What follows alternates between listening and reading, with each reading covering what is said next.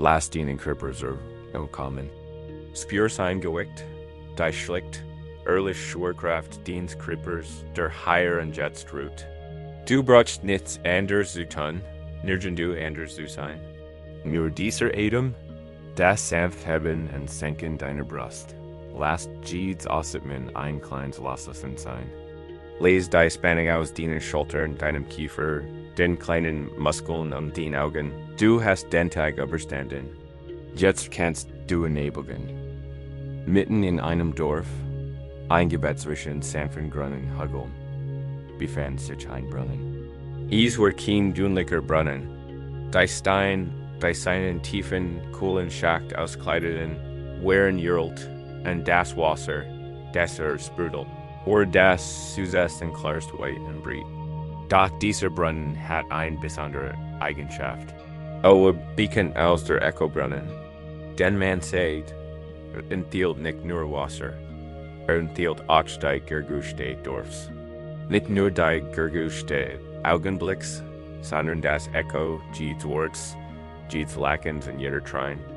Die Gemmels in seinem steinernen Rand vergossen worden war, wenn ein Kind beim Heraufziehen eines Eimers für Freude lacht. Sickert dieses Latschen ins Wasser. Ein Noch die später verspürten diejenigen, die Gavin tranken, einen Anflug unerklärlicher Freude, wenn ein Bauer sein Sorgen über die kommend Ernte murmelte, was dies Angst das Wasser. Und im Dorf breitet sich ein Lieses Kollektivs an die Hegen aus. Daheim stärksten hielt der Brunnen die Trauer fest, wenn ein Jungfrau ein Verlerin lieb oder ein Familie einen Tröst betrauert. Versenkes Trauer in der kühlen Dunkelheit, und das Wasser trug noch lang ein Spur. Dieses Kammers in Essex, die Dorfbewohner wussten das. Sie waren mit Temperament des Brunnens aufgewachsen.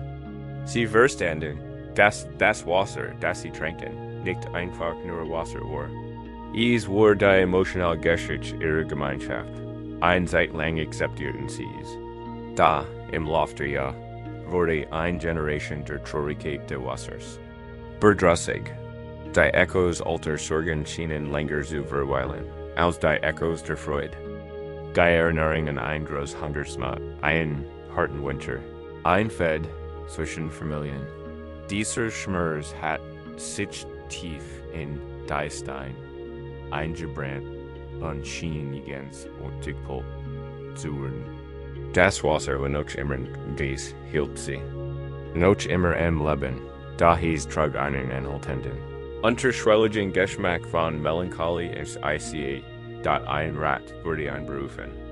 Wir müssen den Brunnen versiegeln. Erquebt ein junger Maintenance-Kehl. Heilt uns in der Vergangenheit fest.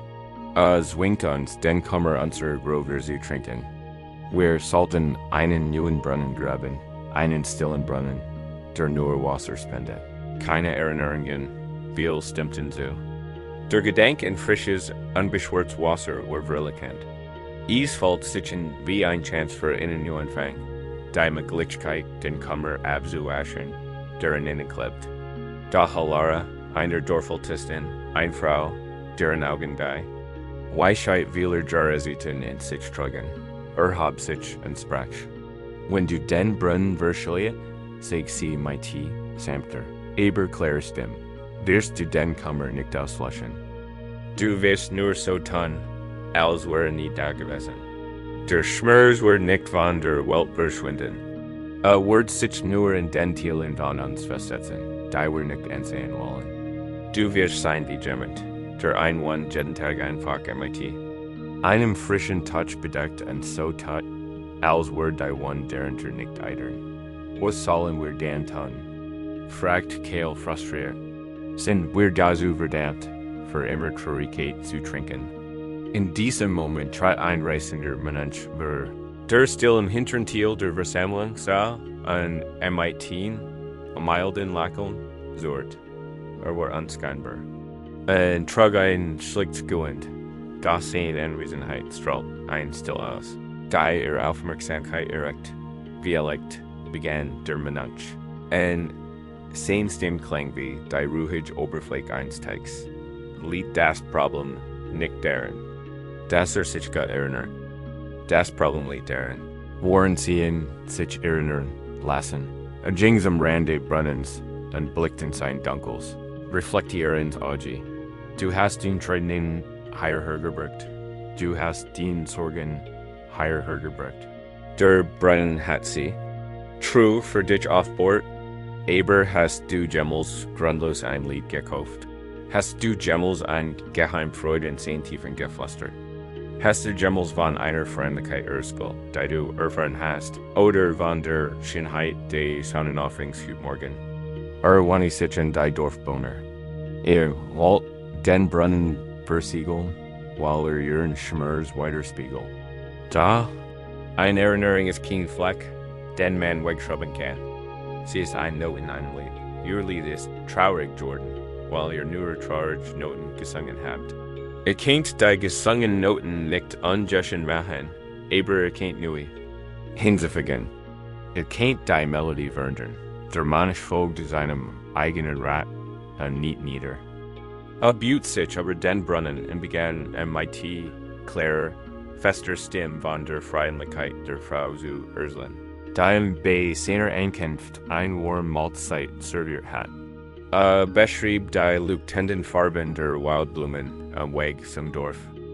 Sanft einfach, friedlich Melodie und ließ Geitin wie glatt Kieselstein ins Wasser fallen. Elora, die Tier, lächelte und nicht sich nebenan. Sie sprach von der Freude, ihren Enkel seinen ersten Schritt machen zu sehen.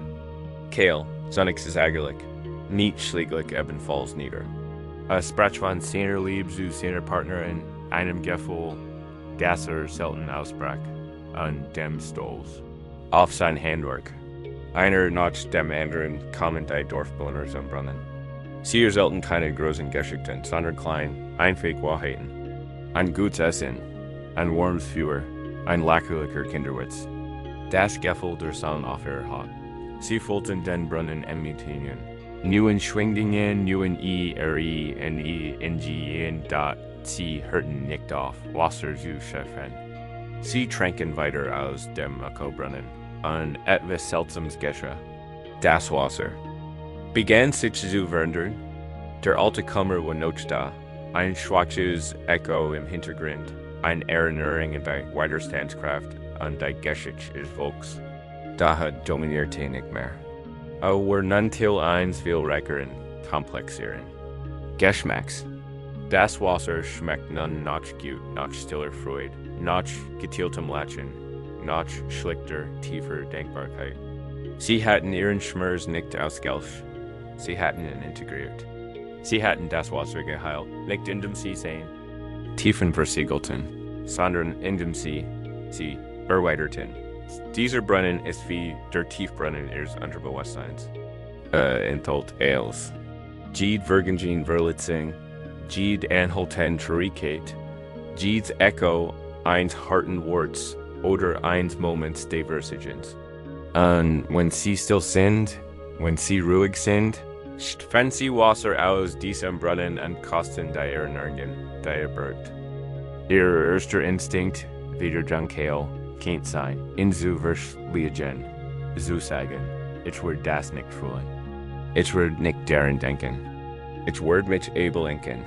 Wir versuchen, einen neuen Brunnen zu graben, einen glücklichen Brunnen, in dem wir unsere Wunden Affirmationen aberklappen oder so tun, als Igis unsere Geschichte nicht. Da die Lehre der Monks, die Weisheit der Zen, bietet einen anderen Weg. Sie lädt uns ein. Den Brunnen aus das Aaron ist den truen Hüter unserer gesamten Geschichte. Unser Schmerz ist ein Teil dieser Geschichte. Ist ein Not in unserem Lied. In zu leugnen bedeutet einen Teil unseres eigenen Lebens, einen Teil unserer eigenen Widerstand zu leugnen. Der Wahrweg zum Frieden bestet nicht gern. Die Echos zu lasken, sondern neue hinzuzufügen. Es geht darum, bewusst, achtsam und liebevoll neue Erfahrungen in den Brunnen zu finden.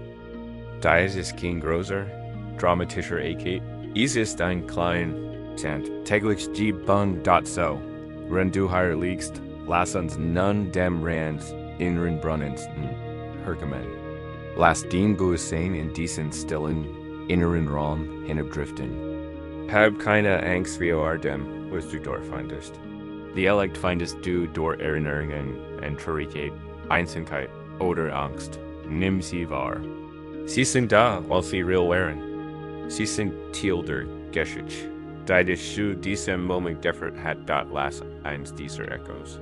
Ein hartnäckige Erinnerung an einen vergangenen Schmerz, sanft in die Oberfläche stiegen, couch nicht in das Drama ein. Beobachtet is einfach wie einen Farbstoff im Wasser.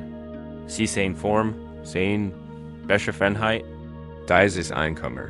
Denn der Brunnen für dich spiritual, nun folgen wir der Führung des Monks. Wir sind nicht hier, Dies Echo zu bekämpfen.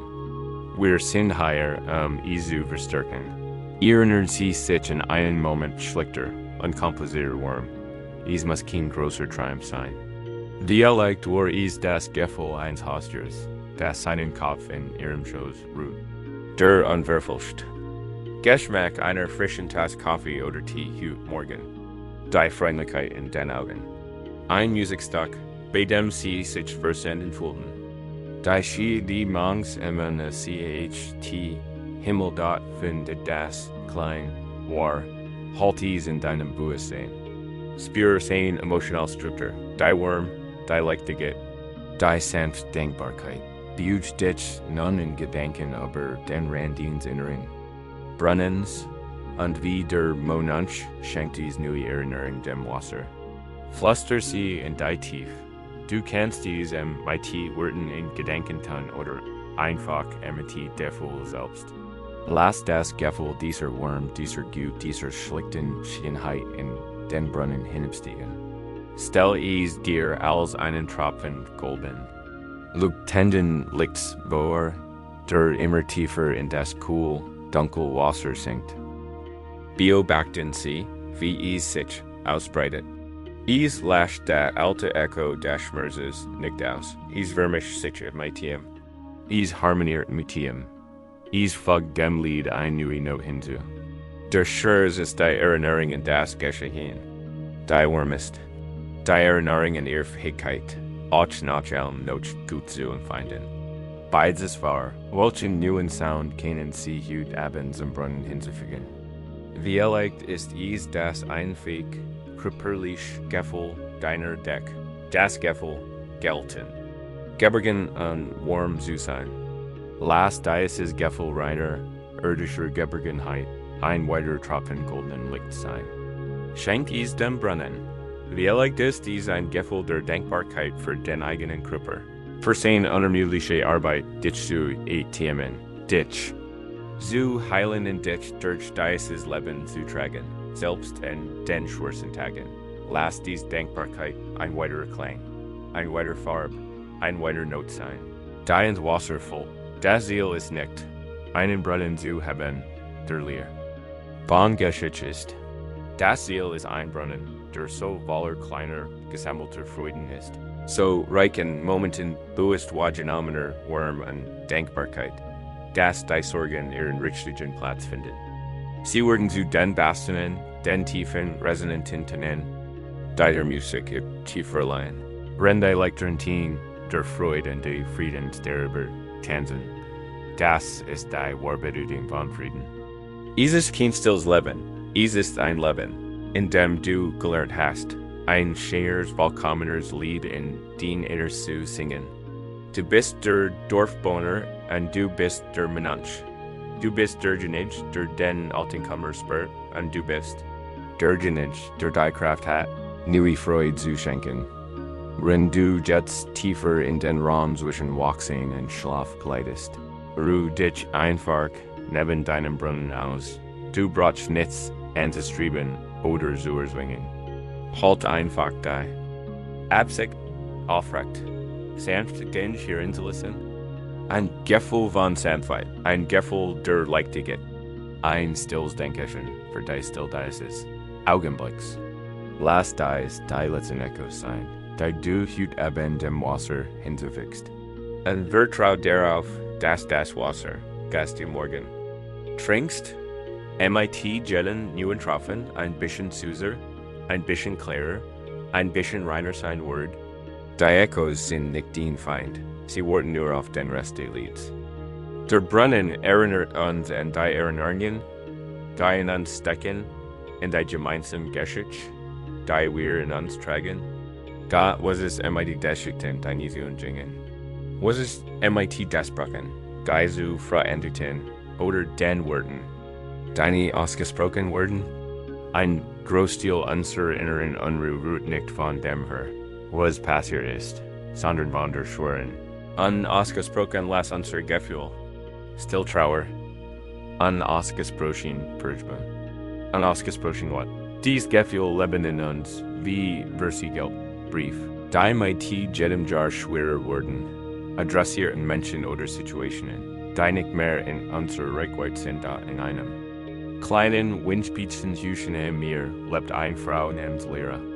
Ihr Mann, ein Fischer, wir vielen Jahren in den Wellen verloren gegangen. Das Dorf sah sie als ein Gestalt, stiller, unendlicher Trauer. Sie lebt einer Amrit die. Sehr brecklich workt, als kennt sie jeden Moment sehr bekannt. Was sie nicht sahen, war ihr nachtliches Ritual. Jeden Abend, wenn die Dämmerung über den Himmel strich, sandet Lehrer ein einzelnen Kurs und sie sah mit einem Stück Pergament und einem Tintenfass in ihrem kleinen Holztisch. Sie schrieb einen Brief, und manchen Abenden war der Brief wohl what. Sie schrieb in das mir selbst und verflucht sie matcht. Sein gedankenlos Grausamkeit, while either die Liebe des Lebens Gentleman hat. Ihr Wort waren schroff, wild, ein Tintensturm. Auf dem Papier. Sie beschrieb ihre Einsamkeit in allen Einzelheiten. Die kalt im Bett, die still, die durch das Haus halt, das einst von seinem Latschen erfüllt, war da an anderen Abenden, wherein der Brief von einer so zärtlichen Liebe erfüllt, dass sie wie ein Gebet workte. Sie schrieb ihm, ihrem verlorenen Fischer. Sie erzählten von ihrem Tag, den Mugwen, die sie gegessen hat, dem Brotpreis auf dem Markt. Sie erinnerte klein, kostbare Momente, via mighty solcher Concentration, sein Netz flickt. Das raue Gefühl seiner Hand in ihrer, einen albernen Witz, den einmal erzählt hat. In diesen Abenden flossen Tränen und beruhigten die Tent. So das ist die Wort wie Geister auf der sie schwammen. Und in manchen Abenden schrieb sie, Brief der Vergebung, nicht in das Meer, nicht in, sondern in sich selbst. Sie vergab sich die harten Wort, da sie in einem Moment der Wort wie seiner letzten Ries ausgesprochen hat. Die Momente, in denen sie seine Anwesenheit als selbstverständlich hingenommen hat, und die Tatsache, dass sie ihn nicht retten konnte. Sie schrieb Jedes heimlich Bedauer nieder, Jedes Städtchen schuldvoll, dass sie mighty turntrud. Sie behielt dies Brief nie. Nachdem das letzte Wort geschrieben war, faltet sie das Pergament sorgfältig zusammen. Sie versiegelte es nicht am mighty Wachs, denn es war kein Geheimnis, das sie bewahren musste, sondern ein Last, das sie loswerden wollte. Sie nahm den gefalten Brief mit zu ihrem Termin, wo stets ein kleines, geduldig Feuer brennt, und sie opfert den Brief den Flammen. Sie beobachtete, wie sich die Ränder kruselten und schwarz wurden, wie die Tint ihre Liebe und ihre Schuld zu rauch. Wurde, das Papier glut einen Moment lang, leuchtend orange, ein letztes, feuriges Zeugnis matcht ihr Gefühl. Und dann sehr viel Isu asch, schwerelos und frei. Der Rauch stieg durch den Schornstein in den weiten, offenen Himmel. Die Asch wurde zusam angefegt und in ihren Garten zurückgebracht. Den Boden zu niedern. In dem News Leben wuchs. Ein Ries en Nane, die Schutz wie einem drohenden Sturm sucht. Blieb einig Nacht bei Lyra. Am zweiten Abend beobachtete sie schweigend. Das Ritual. Sie sah den Sturm auf der See, die Ruhe Gehführers und den Ausdruck tiefer. Stiller Erleichterung auf Lyras Gesicht. als sie dem aufsteigenden Rots der US im Maximorgan, sei genannt. Als sie sich zur Briefbereit macht, zu Lehre. Ich habe auf meinen Reisen viel Formen der Gebets gesehen. Aber es ist eins der aufrichtigsten, das ich je erlebt habe. Lyra sah beherrscht aus. Es ist kein Gebet, sagt sie. Es ist nur ein Weg, der nicht zu überstehen. Gibt es da einen Unterschied? Wird deine sanft.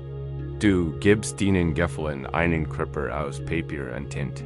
Du ehrst sie mit dem Ritual geführt. Du entlässt sie ins Universum und gibst der Essenz der Erde zurück. Du würdigst nicht zu vergessen. Du erlaubst dir, ganz und unertiel zu fühlen, und dann lässt du los. Der Rotsch treibt dein Wort in den Himmel, und dein Asch bringt den Frieden zurück auf der Erde. Das ist die wahre Definition eines heiligen Acts. Lyra hat nie so darüber nachgedacht. Für sie war es ein verzweifelter Akt des Überlebens gewesen. Da die Wort der Nana pflanzen einen Samen. Sie begann, ihr Ritual nicht als Symbol ihrer unendlichen Trauer zu sein, sondern als Zeugnis ihres fortwährenden Heilungsprozesses. Sie war nicht in ihrem Verlust gefangen. Sie durchklettern, Buchstab für Buchstab. Die Last lag nicht in der Erinnerung an ihren Mann, sondern in den unausgesprochenen Gefallen, die diese Erinnerung umgeben. Das Ritual war das heilige Gift davor, die Metapher, die nicht abgestellt. Brief spricht ein tiefes menschliches Bedürfnis an, das Bedürfnis, das unsere Innerwelt besaut wird, selbst wenn nur wir selbst und die stillen Elemente sind. Wir tragen so viel unausgesprochen Geschichten mit uns herum, dass ich lieb dich, das nie ausgesprochen wurde. Das ist tut mir leid, das uns im Hals stecken blieb. Das du hast mich verletzt. Das wir uns nicht aussprechen traten. Diese unausgesprochenen Gefühle verschwinden nicht einfach. Sie bleiben in unserem Energiesystem.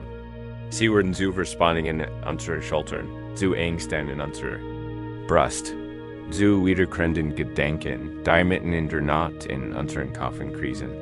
Sie sind wie Brief, die darauf warten, geschrieben zu werden, dort die Lehre heier, ist ein demütigen Selbstausdrucks an der Alchemie der Befreiung. Frieden findet man nicht, indem man sein Gefühl unterdrückt, indem man so tat, als wäre man nicht wütend, traurig oder voller Ruhe. Frieden findet man auf der anderen Seite dieses Ausdrucks.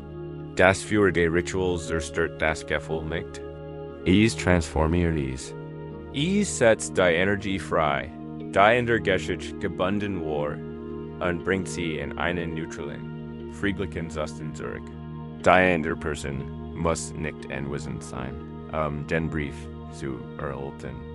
Die Heilung hängt nicht von ihrer Reaktion ab. Die Heilung liegt im Schreiben, im ehrlichen Aussprechen der eigenen Wahrheit. Lassen Sie uns jetzt ein Version dieses Rituals im Schutz ihres eigenen Geistes ausprobieren. Lenken Sie Ihre Aufmerksamkeit auf Ihren Herzensraum. Stellen Sie sich mitten in Ihrer Brust einen kleinen, schweren, verschlossenen Umschlagwheel. Das ist Ihr noch nicht abgeschickter Brief. Sie müssen noch nicht einmal bewusst wissen, was darin ist. Spüren Sie einfach sein Prozess. Sein Gewich da in Wenrichtet. Sitzt der Brief? Wie erlegt in ein Person, die nicht mehr ihrem Leben ist. Jemand, der verstorben ist, oder von dem sie sich entfremdet haben. Wie erlegt richtet sich in eine jüngere Version ihrer selbst, in ein Selbst, das sie gerinteressant wurden.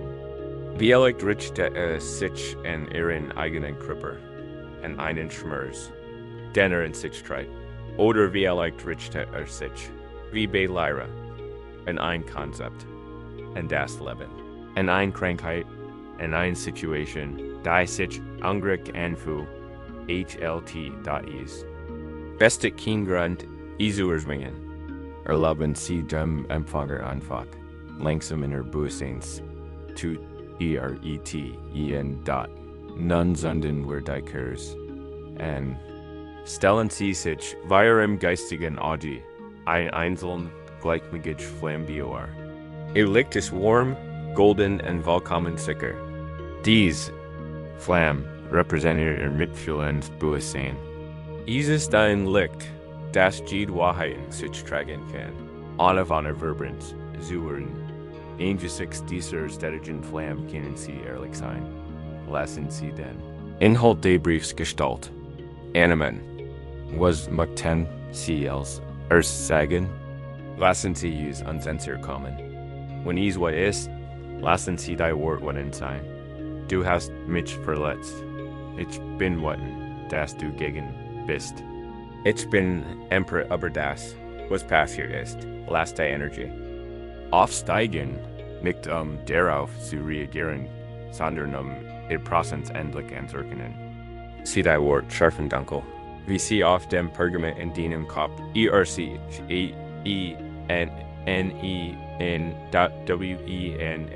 das Gefühl Trauer ist.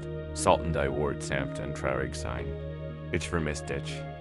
Die Welt ist weniger hell ohne dich. Es hat mir so leid, was verloren. Gegen ist.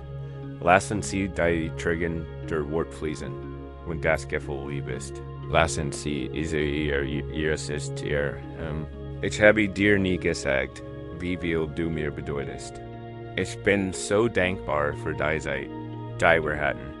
Ich liebe dich dort, und wenn es ein Brief an sie selbst ist, sehen sie ihr sanft. Ich verzeihe dir. Du hast mit dem, was du damals wusstest, dein Bestes gegeben. Ich befrage dich von der Last. Der PERFEKT und Daten in dir seht. Voll den dir seid. Voll den dies unausgesprochen. Dies ist dein heiliger Ort, dein privates Ritual. Die Flamme deines Bewusstseins ist da, eils Honortiel zu besuchen. Dies ist deine Wahrheit. Jetzt ist der Brief in deinem Kopf fertig. Alle Wort, alle Gefühle sind auf der Seite. Spür die Wahrheit darin. Spür die Erleichterung im endlich Ausdruck gegeben zu AN.FALTE, den Brief, einfällt, den Note ein, nun her dich der Flamme. Sieh, wie die Kurs stetig brennt, ein klein Sohn in der Dunkelheit deines Geistes. Halt den Brief an den Rand. Beobachten Sie, wie ein Eckfeuer fängt. Ein schmäler, leuchtend orangefarbener Strich beginnt. Das Papier zu surfassen. Bewegt sich langsam und respektvoll. Wenn das Papier brennt, sehen Sie, wie sich Ihr Wort in Licht verwandeln. Die Energie der Wort ist kein Angriff. Sie verwandelt sich einfach in rein, befreite Energie. Die Energie der Trauer ist kein Kummer. Sie verwandelt sich in einen Sens, Lüchtens, Licht der Liebe. Die Energie der Bedauerns verwandelt sich in das Licht der Weisheit. Sie zerstört Erinnerung nicht. Sie lassen die emotionale Ladung, die sie darin gebunden hielt. Der Gansbrief ist nun von diesem sanften, transformenden Feuer versorgt. Zurück bleibt nur ein weicher Haufen grauer, schwerlicher Asch, der Rauch, der die Essenz deiner vergessenen Gefühle treibt. Steht auf. Sieh so, wie aufsteht. Es steht immer höher, aus den Grenzen deines Geistes heraus und auges sich im weiten, unendlichen Himmel des Bewusstseins auf. Ist frei. Ist frei. Und du bist dies als dort. Nimm die Wake Ash auf. Spür ihr federleicht Leichtige in deiner Handfläche. Bring sie in den Garten deiner inneren Welt, den Garten, von dem wir vorhin gesprochen haben. Und streu sie auf die Erde. Die freigesetzte Energie wird nicht verschwendet. Sie wird zur Nahrung für neues Wachstum, für neues Verständnis, für neuen Frieden. Die Erfahrung einst ein Kell, die Schmerzes, wird nun zu einer Kell der Weisheit und fruchtbaren Boden für dein eigenes Wachstum. Der Frieden, den sie jetzt spüren, ist keine Leer, ist weit. Der Raum, der einst von dem schweren, nicht abgestellten Brief eingenommen worden, ist nun offen. Klar und für den gegenwärtigen Moment berufbar, was bleibt, ist nicht der Rauschschmerz, sondern die schlicht Wahrheit deines eigenen Herzens, eins Herzens. Das Tieffühlen, ehrlich ausdrücken an MIT Word loslassen kann. Das ist ein Tiefstärk. Wenn du higher in der Still mach diesem Ritual rust, sei dir bewusst, dass du jederzeit zu dieser Übung zurückkehren kannst. Wenn du geilast unausgesprochene Wort spürst, bei Kurs Dienst Bewusstseins ist, immer verfügbar. Das für der Transformation wartet immer. Der Weg der Befreiung ist immer offen. Du musst die Last unvollentärer Geschichte nicht tragen. Du kannst denen Stimme geben, sie dem pur überlassen und Weisheit die. Dient eigenen Sein zurückbringen. Lass die Folgen still ein wahr still sein, nicht der Unterdrückung, sondern der Rollenden. Wir haben die Echos der Vergangenheit gehört und die last unausgesprochene Wort losgelassen. Wir haben die Geschichten verarbeitet, die uns weiterfahren sind. Aber was ist die Geschichten, die wir aber uns selbst erzählen? Was ist Grunde genden Gefühl, irgendwie fehlerhaft, unvollständig oder gebrochen du sein? Wir gehen so oft MIT Gefühl durchs Leben. Als lief ein Riss mitten durch unsere Wesen. Ein Riss vergangener Misserfolg, vermeintlicher Unzulänglichkeit. Davon nicht der zu sein, für den wir uns ALTEN.SOLLEN sein. Wir wenden enorme Energie auf. Diesen Riss zu verstecken, ist zu verdecken und der Welt einglatt. Perfekt Oberfläche zu PRESENTIERN.is, wo einmal ein junger Zen-Mönch namens Ren, ein Perfectionist. Fähig die Tempelweg MIT Soldier Precision. Das kein einziges Blatt liegen blieb. Sein Kalligraphie war technisch einwandfrei. Sein Recitation der Sutras war metrisch perfekt. Doch sein Meister, der alte Abtenji, sahen oft MIT einem Suser und den Ren nicht ganz entziffern konnte. Is war kein Missfallen, aber auch kein Lob. Is war etwas mitgefühl. Rens Wort Bolsterbesitz war ein Fake Titas. Sie hat seinem Vater, einem TPV, gehört. Hat sie MIT in Kloster Gentleman. Ein Letzverbindung. Zu dem Leben, das hinter sich gelassen hat. Eines Tages, als sie abspult, war abgelenkt von seinen Bemühungen. Kenji bei der bevorstehenden Zeremonie zu beeindrucken, und die Tas rutschte ihm aus den nassen Händen. Sie zerbrach nicht, doch ein dünner dunkler Riss bildet sich vom Rand bis fast dem Boden der Renners. Sank, das einzig, was für vollkommen hielt, das Symbol seiner Herkunft und seines Strebens, war nun fehlerhaft. Is war ruiniert. Empfand. Ein Scham, als war der Riss in der Tas, ein Spiegelbild seines eigenen inneren Versagens, seines Mängels und Achtsamkeit. Sein erster Instinkt war, sie wegsurfen, den Boy seines Fellers zu verbergen dort, Wald Easgerad in den Mol werfen, als Kenji ließ in den Washraum kam. Der alte Ab sah die Tasse in Rens Hand und den verzweifelten Ausdruck auf seinem Gesicht. Sei Kenji mit die sanfter Stimme. Nahm Ren die Tasse ab, hielt sie gegen das Licht und dreibte sie langsam. Die Tasse hat etwas erlebt. Ren murmelte verwirrt. Meister, is Kapit, is nutzlos. Kapit, Kenji hab ein Augenbraue. Out, kein Wasser. Mehr? Nahm den Becher zum Wasserbecken und füllte ihn. Ein winziger Tropfen quoll langsam aus dem Riss und lief in der Auenzeit herunter. Aber Decker blieb Ball. Heilt Wasser, sagt Kenji schlicht. Wie leicht heilet. Jetzt sogar mehr. Mehr? Wie kann ich's mehr fassen? Fragt Ren, verärgert. Sie gott jetzt eingeschickt. Sei Kenji mighty funkelben. Gab Ren die Tasse zurück. Avan, nun und sollst du nur noch dies Tasse verdienen zu benutzen. Und wenn du trinkst, sollst du etwas Bestimmt tun. Drei die Tasse, immer so. Das der Riss zu dir seht. Leg den Daumen darauf. Spür die Textur? Lassen der Thiel der Tass sein. Der Dir am vertrautesten ist, Wochenling folgt drin, schweren Herzens, den Anweisungen seines Meisters. Mal, wenn seinen Tee trank, spürt die gesagt, Linie des Risses in seinem Daumen. Folgt. Sichen wie ein ständig öffentlich bekannt gab seines Versigens. Die anderen Menschen sagen ein weiterer Anwochmen tas, an stellt sich Theovio. Der Tee selbst schien nach seiner Scham zu schmeck en dort in einem kalten Morgen. Der Meditation herrscht in Rens Gedanken bis an der Unruhe. Sein Frustration aber sein mangelnden Fortschritt. Sein Wut auf sich selbst. Sein Scham wegen der Tass. All das vermischt sich zu einem Sturm der Selbstkritik. Kenji spürt sein not, bendit die Meditation, bereitet. Diese, brach zwei Tassen, ein war ein perfekt. Seldongren Tass. Die andere war Rens Angelschlichen Tass. Folgt bei den Schab. Ren die Angelschlichen Tassi u dot. Als Ren sie aufhab, an sein Daumen ganz natürlich die Vertraut. Raui Linie der Risses fand. Strach. Kenji lies.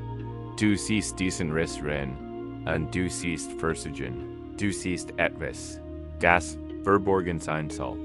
Ich sehe die Stelle, und der die Tass einzigartig wurde. Vorher war sie nur ein Tass. Just sie das. Sein Ries hat darauf geschrieben, erfuhr. Du strebst nach einer Perfektion, die in dieser Welt nicht gibt. Du fängst die Blätter, aber werden immer neue Blätter fallen. Du gibst dich in der Kalligraphie, aber die Tint hast. Du nie wirklich unter Kontrolle. Du versuchst, ein perfekter Mensch zu sein, aber du bist ein Mensch voller Leidenschaften, Geschichten und Fehler. Du bist kein Glatz, makeloses Gefk. Du, Ren, bist ein sehr schön Titas. Ren blickt schockiert und verletzt auf. Kenjis Augen waren voller Worm. Das macht dich so schön. Durch den Riss dringt, durch die Stellen. Und denen du gebrochen wurdest, kann den mitgefühl fließen. Wirst du perfekt, könntest du das Leid anderer nie verstehen. Du wirst ein kaltes, steriles Wesen. Den Riss ist die Verbindung zur Menschheit. Ist die Kälte deines Potenzials vergut, du tät auf einen Wunderschein. Keramikvase auf einen Riegel in der Nähe. Sie war alt, und ein Netz aus schimmernden Goldien kreuzt sich über ihr Oberfläche. In meiner Heimat, sagt Genji, gibt es ein Kunstform namens Kintsugi. Wenn ein Wortwahl Stock Keramik zerbricht, werfen wir es nicht weg. Wir reparieren es. Wir flicken die Stock MIT Lack, vermischt mit Tollpulver. Wir tun das, weil wir glauben, dass etwas, das beschädigt worden, an ein Geschicht hat. Schöner Wort, die Golden Knight verbergen den Schaden nicht. Erklärte. Sie haben ihn Hörer. Sie sagen, dass das Stock schöner ist, weil es zerbrochen ist. Das Zerbrechen ist kein Beschämensend. Es ist der Beginn einer neuen, weiter standschweigern und scheren Geschichte. Rennt tief in die Augen. Denen Riss zu verstecken, mein John. Schäm dich nicht davor. Wenden dir so, wie ich dir gesagt habe. Aber fallen nicht in mein Scham, fallen in mein Zärtlichkeit, fallen in mein Tiefe. Verfolgt seinen Weg nicht in mein Beurteilung, sondern in mein dem Gold deiner selbst accepts. Das ist die wahre Zeremonie. Das ist die wahre Praxis. In diesem Moment brennt sich etwas in Ren. Blickt auf die Tasse in seinen Händen. Spürt die raue Linie der Risses doch zum ersten. Mal fällt sich nicht wie ein Makel, und fällt sich wie ein Reisekart. Fällt sich ehrlich, und nahm einen Schluck Tee, und war der kochlichste Tee, den je getrunken hat. Schmeckt nach UNGW. Ehrlich sind wie sehr schön Teetassen. Wir alle haben ein Geschicht voller Brutsch, Absplitteringen und Fracturen. Wir haben Riss aus Trauer, aus Versigen, aus Scham, aus dem einfachen, ungeschickten Menschsein. Und die Welt lehrt uns, dies Riss zu verbergen. Wir nutzen soziale Medien als eine Art Perfektleser, die nur die glatten, makellosen Seiten unseres Lebens sieht. Wir spüren den Druck, umgekehrt Kintsugi zu sein, die Reperturen unsichtbar zu machen, da Dio sie, die Weisheit design, die Weisheit. Der zerbrochenen Titas lehrt uns, dass unsere Heilung, unser Frieden, unsere Schönheit in der entgegengesetzten Richtung liegen. Sie liegt darin, unser Geschäft zu ehren, in ihrer ganzen Voll. Der Wahrschein des Friedens liegt nicht darin, einen solchen makelloser Perfektion zu erreichen, sondern einen solchen radikaler, zärtlicher Selbstakzeptanz zu finden. Lassen Sie uns das jetzt üben. Kommen Sie wieder in Ihren Körper zurück. Lassen Sie den Atem sanft und leicht sein. Stellen Sie sich wie Sie halten ein Titas in der Hand. Dies ist Ihr Titas. Sie repräsentiert Sie. Wie sieht sie aus? Welche Farbe hat sie? Welche Form hat sie? Halten Sie sie einfach in Gedanken in Ihren Händen. Erlauben Sie sich nun mit deines zu sein. Erfinden Sie keine. Nehmen Sie nur die wahr, die Sie bereits kennen. Wie erlegt ist dies ein kleiner Riss, der von einem Versigen herrührt, dass Sie sich nicht versehen können. Ein Bruch aus einer Beziehung, die schlechtende. Ein tiefer Bruch, durch ein Trauma oder einen Verlust. Einstell, und durch die Gläser durch Jarlins Angst dann Jordan ist, sehen Sie dies Unvollkommenheiten. Unser Instinkt ist dies durchzuschrecken und den vertrauten Stick der Scham oder des Bedauerns. Zu spüren, versichern wir heute Abend etwa in die IRES.LASST, uns Kintsugi der Herzens praktizieren. Stell dir vor, du hast ein Kleinschell. Darin befindet sich ein Lack aus reinem, bedingungslosem Mitgefühl. Daneben ein kleiner Haufen schimmernden, flüssigen Goldstaubs. Dieses Gold ist dein Selbstakzeptanz. Dieses das liegt deins eigenen Bewusstsein. Tauch einen sehr feinen Pinsel in den Lack des Mitgefühls. Und fahre mit großer Sorgfalt und Zärtlichkeit einen der Riss in deiner Tasse nach. Dabei verhehlst du nicht. Du wünschst dir nicht weg. Du nimmst den einfach mit lieb wahr. Du sagst, ich sehe dich. Ich kenn diesen Schmerz. Du gehörst hier. Du bist Teil dieser Geschichte. Nehmen Sie nun den Pinsel und tauchen Sie in das flüssige Gold der Akzeptanz. Und zeichnen Sie dieselbe Linie erneut nach. Sehen Sie, wie sich der Riss mit diesem wunderschönen, warmen, schimmernden Gold füllt. Es verschwindet nicht. Es verwandelt sich. Was einst ein Brockli war, ist nun ein Linie durch den Heid. Es ist ein Fluss aus Licht. Es ist Gold die. Geschich, die IDST und DSF, Hektik, zum nächsten Riss. Ein anderer Erinnerung, ein anderer Schmerz. Wieder der sanft Anstrich den Mitgefühls, den Schmerz anerkennen.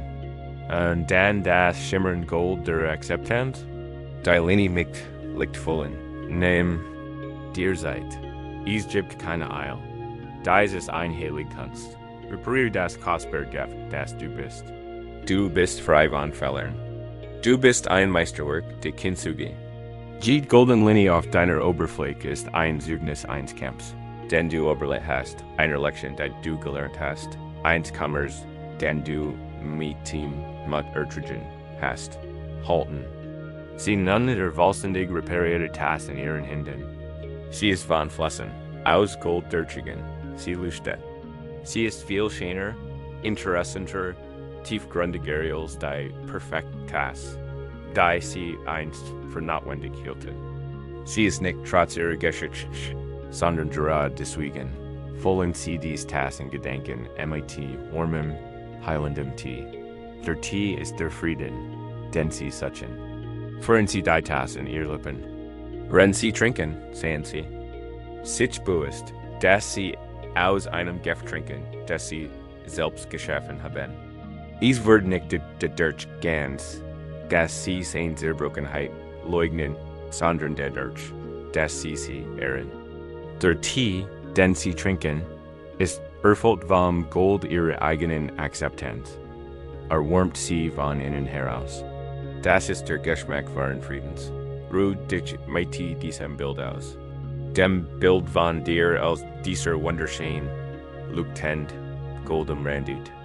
Kelch, ganz, nicht weil du ungebrochen bist, sondern weil du gelernt hast, die Teil von dir zu lieben, Geide wehren. Das ist dein Stärk. Das ist dein Licht. Wann immer du den Schmerz deiner eigenen Unvollkommenheit spürst, erinnere dich. In diesen Kelch. Denk gern, dass dein Riss dein Ort sind, und denen das Licht eindringt und dein Lieb fliegen kann. Wir haben noch ihnen geblickt, auf die Erinnerungen, die wir mit uns herumtragen, und auf die Riss in unserem eigenen Wesen. Wir haben Akzeptanz und Losses in Gubiti. Da was passiert, wenn unser inneres Justen mit der Auenwelt kollidiert.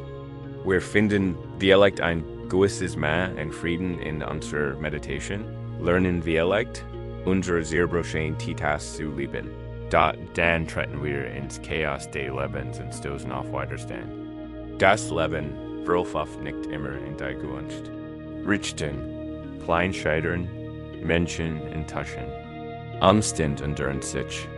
Und unser unmittelbarer, tief verwurzelter Instinkt ist dies. Zu kämpfen, zu exerzieren. Zu versuchen, den Fluss des Lebens zu gehen, in die Richtung unseres Willens zu fließen. Dieser Kampf, der ist ständig erschöpfend antreiben gegen den Strom, ist vielleicht der Grotdieb unseres FRED. Statt in einem Kloster, hoch oben auf einem Berg lebt ein Mensch namens Haru. War außergewöhnlich intelligent, diszipliniert und zutiefst hingebungsvoll, doch quelten ein einziges Mögliches.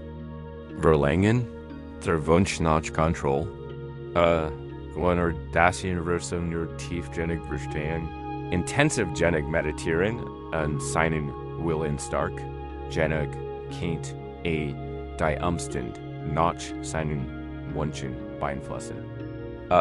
Betrachtet das Leben als ein Reihe von Problemen.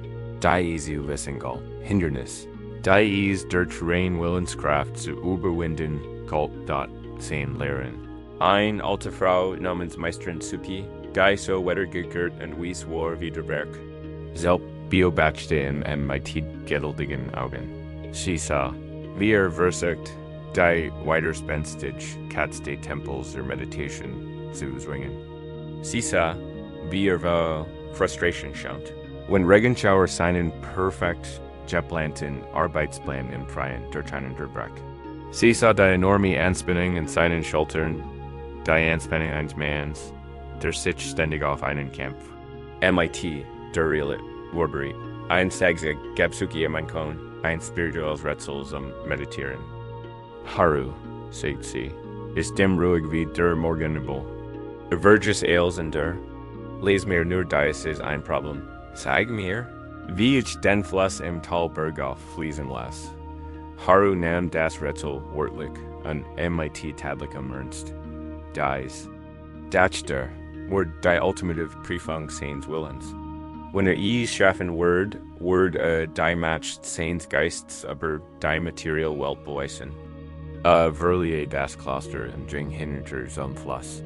Einem schnell fliehenden Band aus Schmelzwasser und Regen, das den Berg hinunterstürzt.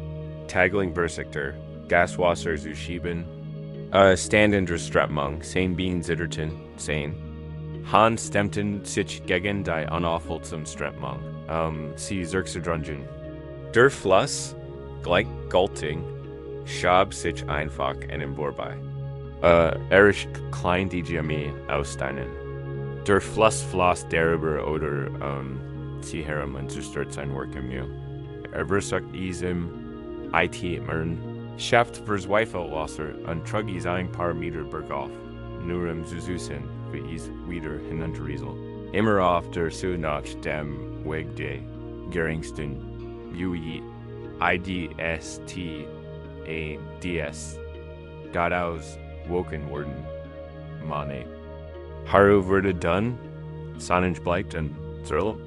Sein Frustration steigert sich zu einer Art Wahnsinn. Schrie das Wasser an befallen im Zugeherrchen. Stundenlang start Isen und bersagt mit konzentrierten Gedanken. Der Fluss schenkt ihm natürlich keine Beachting. Setzt die einfach seinen Zeitlosen, Mahelis Weg nach unten fort. Eins abends Bretsch Haru willig besieht.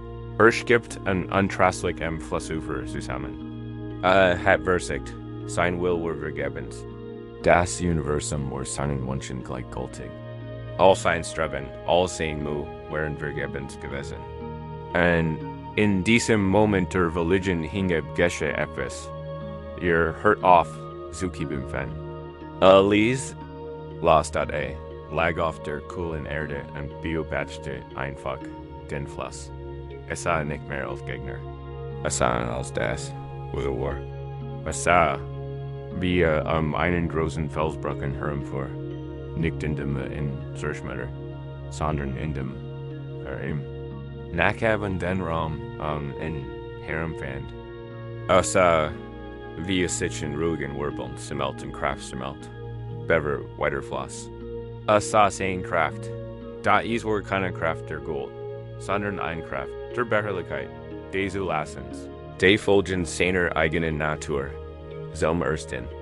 Mal empfander Wasser ein Gefühl des Friedens. Nicht de KONFLIKTS muss eingeschliffen sein, denn ein Sandberührung in seiner Schulter weckten.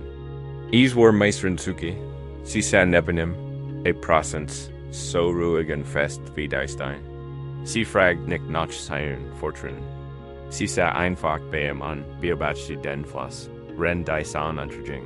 Nach einem langen, angenehmen Schweigen dutet sie nicht auf den Fluss, sondern hinauf zum Himmel.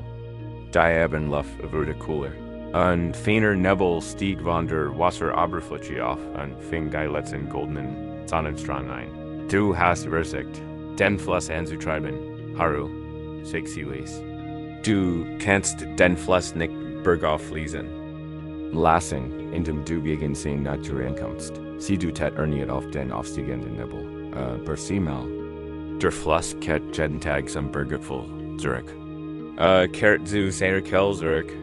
Aber tut dies nicht, indem gegen die Strömung. Tut dies, indem sich einer Herren Match hingibt. Gibt sich der Wurm der Sonne hin? Word zu licht. Gibt sein Form als Wasser ebi, und word in dieser hinge Mihilus emporgehoben, und zurück in die Hydrogen. Wann wo aus sein Ries von nun beginnen kann? Haru start geben. Der Nebel, der Wasserdampf, der verwandelt Fluss, Fluss bergauf, aber nicht so, wie sich vorgestellt hat. War kein Kraftakt. War ein tiefer Befreiung. Den will Haru, vor Suki fort, ist, wie du, der im Wasser steht und versigt, sich durchzukämpfen. Ist anstrengend und Vergeblick. Da den Weisheit, den wahre spirituelle Natur, ist wie die Sonne. Sie kämpft nicht gegen den Fluss des Lebens. Sie scheint Wurm und Akzeptanz und in dieser Wurm kennen die scheinbar so unlösbaren Problem. Ihr Form brillieren. Sie wurden leicht. Sie können emporgehoben und aus einer harren Perspektive betrachtet wurden. Frieden findet man nicht, indem man den Kampf gegen den Fluss gewinnt. Frieden ist die Wurm der Sonne, die Transformation ermöglicht. Dies Geschichte ist ein kraftvolle Metaphor für unser eigenes Leben. Der Fluss ist der Fluss der Irdnis, die unerfüllige Strömung des Seins. Unser Will, unser Ego, ist Haru, der im Wasser steht und darauf bestet, dass es anders flieht. Wir wollen befördert werden, aber wir wurden übersehen. wir wünschen an sein unkompliziert Besihang. Aber sie ist herausfordernd. Wir wünschen uns einen gesunden Körper, aber wird krank. Und wir drängen, wir kippen Fan. Wir bauen unsere kleinen Kontrollmann, erschaffen uns im Kampf. Guy, Lehrwarmfluss ist ein Eckpfeiler der Daoistischen und Zen-Denkens. Das Prinzip der Wu-Wei was oft Mahelis am Handeln oder nicht tun. Übersetzwort. Es bedeutet nicht, passiv oder voll zu sein. Es bedeutet, im Einklang en natürlichen Lauf der Dinge zu handeln, anstatt dagegen anzukämpfen. Es ist die Intelligenz des Seglers, der den Wind nutzt, anstatt dagegen anzukämpfen. Frieden zu finden bedeutet zu lernen. Zwischen dem zu unterscheiden, was man enduren kann und dem, was man nicht enduren kann, und was die Dinge betrifft, die man nicht enduren kann, geht es darum zu lernen, wie die San zu werden. Es geht darum, Akzeptanz und eine harte Perspektive anzuwenden. Statt roher Gold. Lassen Sie uns diese Lehre jetzt in unseren eigenen Körper und in unser Leben integrieren. Spür wieder deinen Atem. Jeder Atemzug ist wie ein kleiner Fluss, der ein- und ausströmt. Du musst dies nicht erzwingen. Es passiert. Den Körper weiß wie es geht. Berweil einen Moment in diesem natürlichen, mahelosen Rhythmus. Denken Sie nun in einen Bereich in Ihrem Leben, in dem Sie Schwierigkeiten haben. Eine Situation, in der Sie gegen den Strom schwimmen. Es kann ein Konflikt mit jemandem sein, Frustration im Job, der Kampf mit einer persönlichen Angewohnheit. Spüren Sie die Anspannung dieses Kampfs in Ihrem Körper, wo Sie spürbar? In Ihrem Zusammenpresten. Kiefer? In Ihrem verspannten Schultern? In Ihrem verknoteten Nacken? Es ist das Gefühl, Haru Fluss zu sein. Nehmen Sie dieses Gefühl wahr. Nehmen Sie die damit verbundenen Ursprung wahr. Sie müssen das Problem nicht sofort lösen. Wir werden lediglich unsere Besihang der zu enduren. Stellen Sie sich vor. Sie stiegen aus dem Plus. Gehen Sie in Gedanken ins Grasboxen über und setzen Sie sich einen gemütlichen, warmen Platz interessant. Sie sind jetzt Meister Suki und beobachten einfach, betrachten. Sie von diesem Standpunkt aus die Situation, den Fluss des Problems, der Vorbeiflight. Sie sind nicht mehr mittendrin. Sie beobachten ihn. Sehen Sie die verschiedenen Strömungen, die verschiedenen Hindernisse, die Felsbrocken, die unterschiedlichen Geschwindigkeiten. Betrachten Sie es nicht als persönliche Beleidigung, sondern als natürlichen Prozess, genau wie den Plus. Spüren Sie jetzt die Wurm der Sonne auf Ihrer Haut. Die Sonne repräsentiert Ihr Hacksweichheit. Im Mittellands Bewusstsein. Sie ist der Ziel von einen, der nicht kippen lässt. Sie ist der Ziel von ihnen, der einfach nur das sein kann, was ist, und strahlen kann in du dies Wurm spürst. Stell dir vor, wie sie von dir ausgeht und auf den Fluss deines Problems herabsgeht. Du versuchst nicht, den Fluss aufzuhalten. Du versuchst nicht, seinen Lauf zu enduren. Du badest ihn einfach im warmen, goldenen Licht deiner Akzeptanz. Was passiert mit dem Fluss, wenn die Sonne offen scheint? Nebel steht auf. Kleinpartikel der Problems, befreit aus ihrer schweren wässrigen Form, beginnen aufzusteigen. Alter Jäger, ein starrer Glob, suchen Angst, sie verlieren ihr Dicht.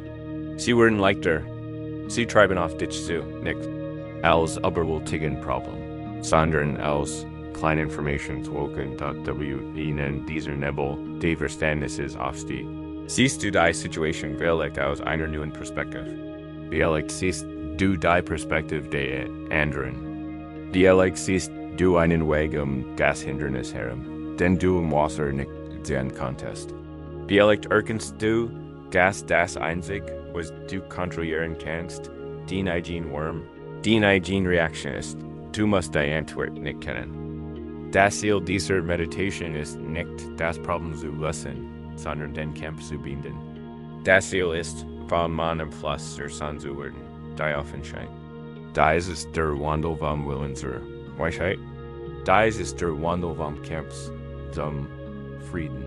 Die wahre Bedeutung von Frieden liegt in dieser tiefen Hingabe. Nicht ein Hingabe im Sinn der Aufgebens, sondern ein Hingabe im Sinn der Übergebens. Das Problem einer höheren Perspektive zu überlassen. Trauen Sie darauf, dass durch das Lesen Ihres verkrampften Griffs ein anderer Lesung entstehen kann. Ein eleganter, mihilischer und letztlich effektiver ist. Also. Wenn du heirust, lass den Kampf los. Stieg aus dem Plus, spür, die Wurm der Sonne deines eigenen Bewusstseins. Lass den Fluss des Lebens fließen, wie will. Du bist sicher am Ufer, dir ist warm, und von hier aus kannst du alles viel klarer sein. In dieser Entspannung liegt ein immenser und kraftvoller Frieden. Gas Gergush fluid in Wassersword. Sehr lies, fast unterschwellig, ein Wort von einem klaren Endelnen. Resonanten, glockenden, Oberliger, der einmal lutet und dann langsam und still verklingt. Wir haben den Fluss der Uren Umstand verlassen und einen Ort friedlicher Beobachtung gefunden. Das ist ein entscheidender Schritt. Doch sobald wir in diesem ruhigen Ufer sitzen, werden wir uns einer anderen Art von Aktivität bewusst. Einer anderen Landschaft, die unsere Aufmerksamkeit erfordert. Dies ist die innere Landschaft, der Garten des Geistes. Denn selbst wenn die Welt draußen ruhig ist, kann dieser Innergarten ein Ort des Chaos sein, aber watschert vom Unkraut der Sorgen. Erstig von den Dornen der Selbstkritik und Bürstig. MIT den Taten blittern alten Grolls. Viele Menschen behandeln ihren Geist wie ein Schlachtfeld. Sie sind einen negativen Gedanken und bekämpfen. Sie würzigen das Unkraut der Angst mitsamt der Wurzel ausreißen, stellen jettig fest, dass dieser Heftigkeit den Boden aufwillt. Die anderen Pflanzen stört und in seiner Stelle scheinbar Zen weiter Unkräuter spriegen.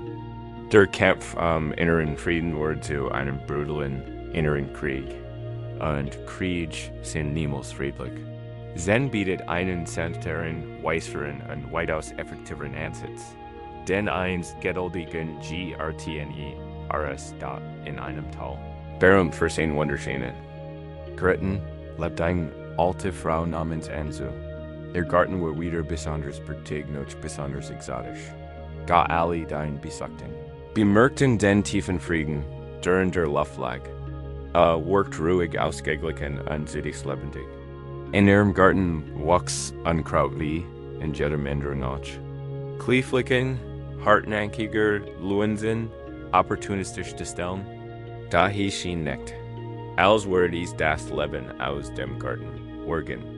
Is war einfach ein junger, eifriger Gartenbaustudent besucht sie, entschlossen, ihr Geheimnis zu erfahren. Es sah Anzu durch ihren Garten gehen und war von ihrer Methode verwirrt.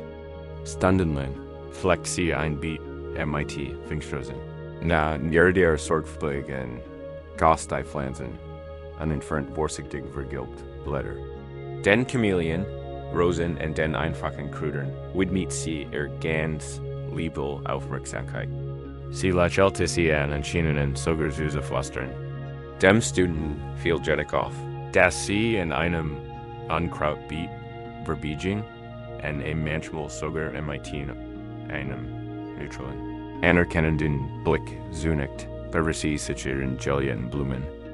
Zavanti, schräglich sieht sein ungettelt. Großmutter Anzu, sagt und verbeut sich respektvoll. Ich wirst die Methode nicht. Du bist die Berühmtheitsgärtner in der Gegend und Dachwalker in deinem Garten Unkraut. Du verbringst den Zeit mit den Blumen. Warum? Bakst du das Unkraut nicht energischer? Warum riechst du es nicht aus? Warum vergiftest du es? Warum vernichtest du es?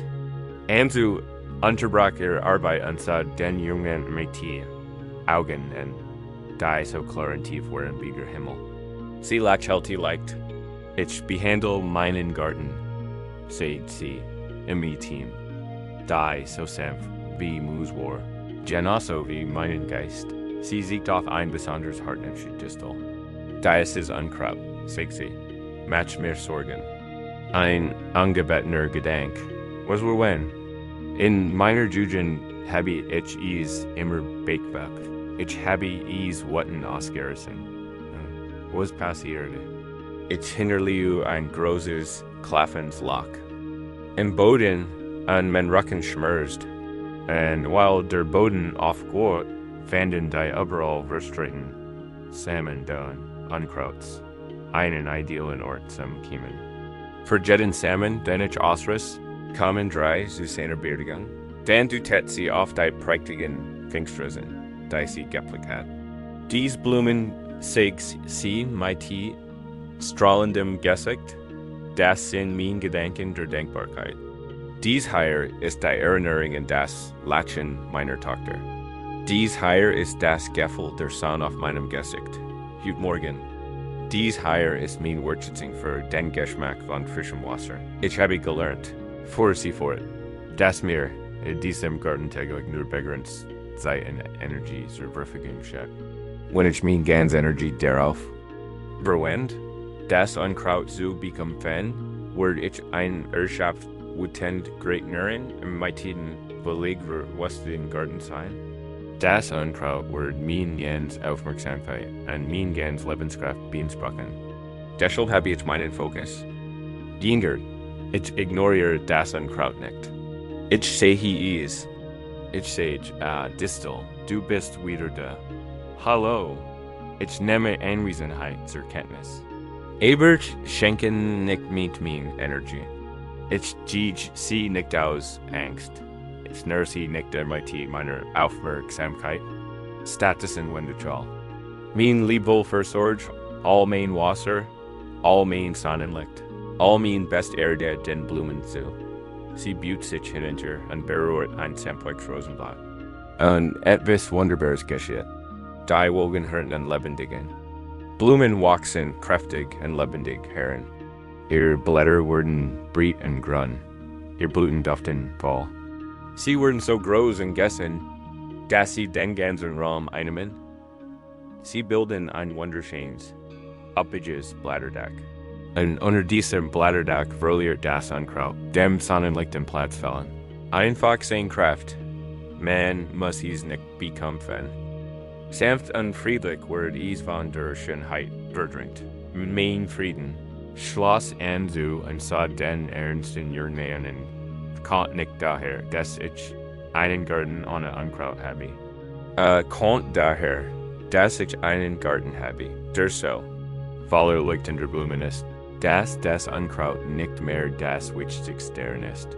Dieses Gleichnis ist die Essenz der Achtsamkeitspreis. Dein Geist ist ein Garten. Und du bist der Gärtner. Gedanken entstehen ganz von selbst in deinem Kopf. Die meisten davon suchst du dir nicht aus. Sorgen, Angst, Urteil, Groll, das ist das Unkraut. Es ist ein natürlicher, wenn auch wenig hilfreicher Teil des mentalen Ökosystems. Die kernliche Lottet, worauf du dich konzentrierst, wuchst, worauf du deine Aufmerksamkeit richtest, dem schenkst du deine Energie.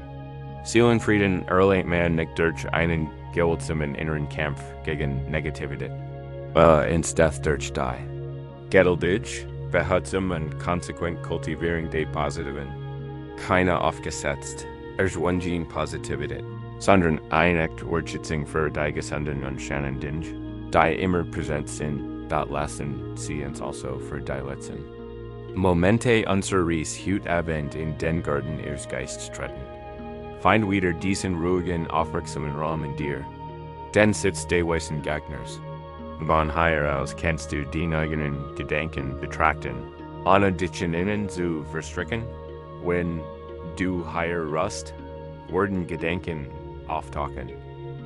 Sie sind die Pflanzen in deinem Garten. Ein Gedankenmorgen kann auftauchen.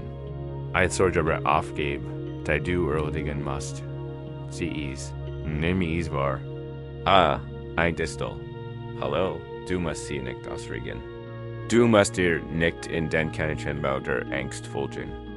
Sie ist einfach, benen is und lass is geschehen. Jetzt werden wir bewusst ein paar Blumen pflanzen entgegen. Dies ist ein AKT, sanfter, bewusster Kultivieren. Der erste Blum soll Dankbarkeit sein. Lass die Aufmerksamkeit schweifen und Feind. Nur ein Einwegsachen deinem Tag, für die du echt Dankbarkeit empfindest. Es kennt der Comfort de Betty sein, in dem du liegst. Es kennt ein freundliches Wort sein, das jemand zu dir gesagt hat. Es kennt die Einweg Tatsig sein, dass du gerade sicher und warm bist. Find dies einfach. Und schenke nun den Wohl, Liebe, Aufmerksamkeit. Das ist wie das gegen einer Blume. Spür die Dankbarkeit in deinem Körper. Lass sie ein warmes goldenes Licht in deiner Brust sein. Fließ dies Blum, schatze Farbe, ihren Duft, schenke den Energie. Spür, wie sie unter der Sonne deiner Aufmerksamkeit stärker und lebendiger wird. Lasst uns nun ein Glumgepäckvolles pflanzen. Denkt an eure eigenen Kampfe und Geisir beschehen Titas eures eigenen Wesens. Anstatt zu erteilen, schenkt. Juke selbst einen Tropfen du. Büßert die Stelle und mit den Gedanken. Es ist okay. Du gibst den Bestes. Majest du Frieden finden. Spürt die Sanftheit deines Gedankens. Das ist ein wunderschön, widerstandig Blum. Collegiate sie, lasst uns am Schluss ein Blum der Freude pflanzen. Keine wild, ekstatische Freude, sondern ein still, einfähig Freude. Erinnert Juke in einen Moment, beflüchtige auch sein mag, der Juke zum Lächeln gebracht hat. Der Anblick eines Vogels im Flug, ein Liedjail, die Albernen mit Scan, eins Hostures oder eins keins. Findet diesen kleinen Samen der Freude. Behält dies in deinem Bewusstsein. Bösere Mighty deiner Ehren. Lass das Gefühl deines ist. Kleinen Lackon zurückkehren und auch nur schwach. Lass dies Blumen in deinem Herzen erblühen. Ihr Garten sieht jetzt etwas anders aus. Das Unkraut mag zur Not im Rand wachsen. Aber sie haben bewusst dies wunderschönen, leuchtenden Blumen. Der Dankbarkeit, den Mickfuls und der Freude kultiviert. Ihr Prozess verändert die Gesamtlandschaft. Ihr Duft erfüllt die Luft. Ischkenheit zieht den Blick auf sich. Das ist die Übung. Es geht nicht darum, den Geist zum Schweigen zu zwingen. Es geht darum, zu entscheiden, wollen wir sein. Sanft, Liebe, Aufmerksamkeit richtet. Wenn du dem Schlaf entgegengleich ist die letzte Handlung der weisen Gegners. Einfach ausruhen und dem Prozess zu vertrauen. Die Blumen, die du heute Abend gegessen hast, werden weiter wachsen, auch wenn du schlafst. Ihre Wurzeln werden tiefer werden, den letzte Aufgabe ist also ganz einfach.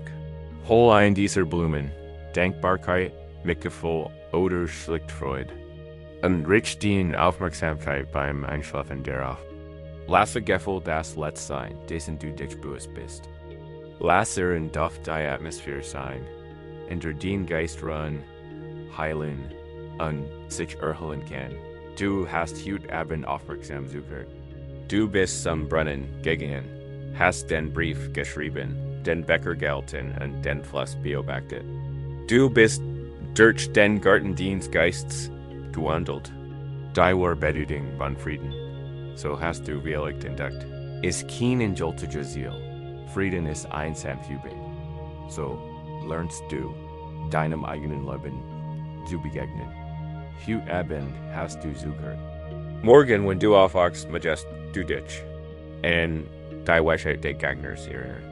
Majest du dich entscheiden, auch nur für einen Moment, ein Blum zu gegen, anstatt Unkraut zu bekämpfen.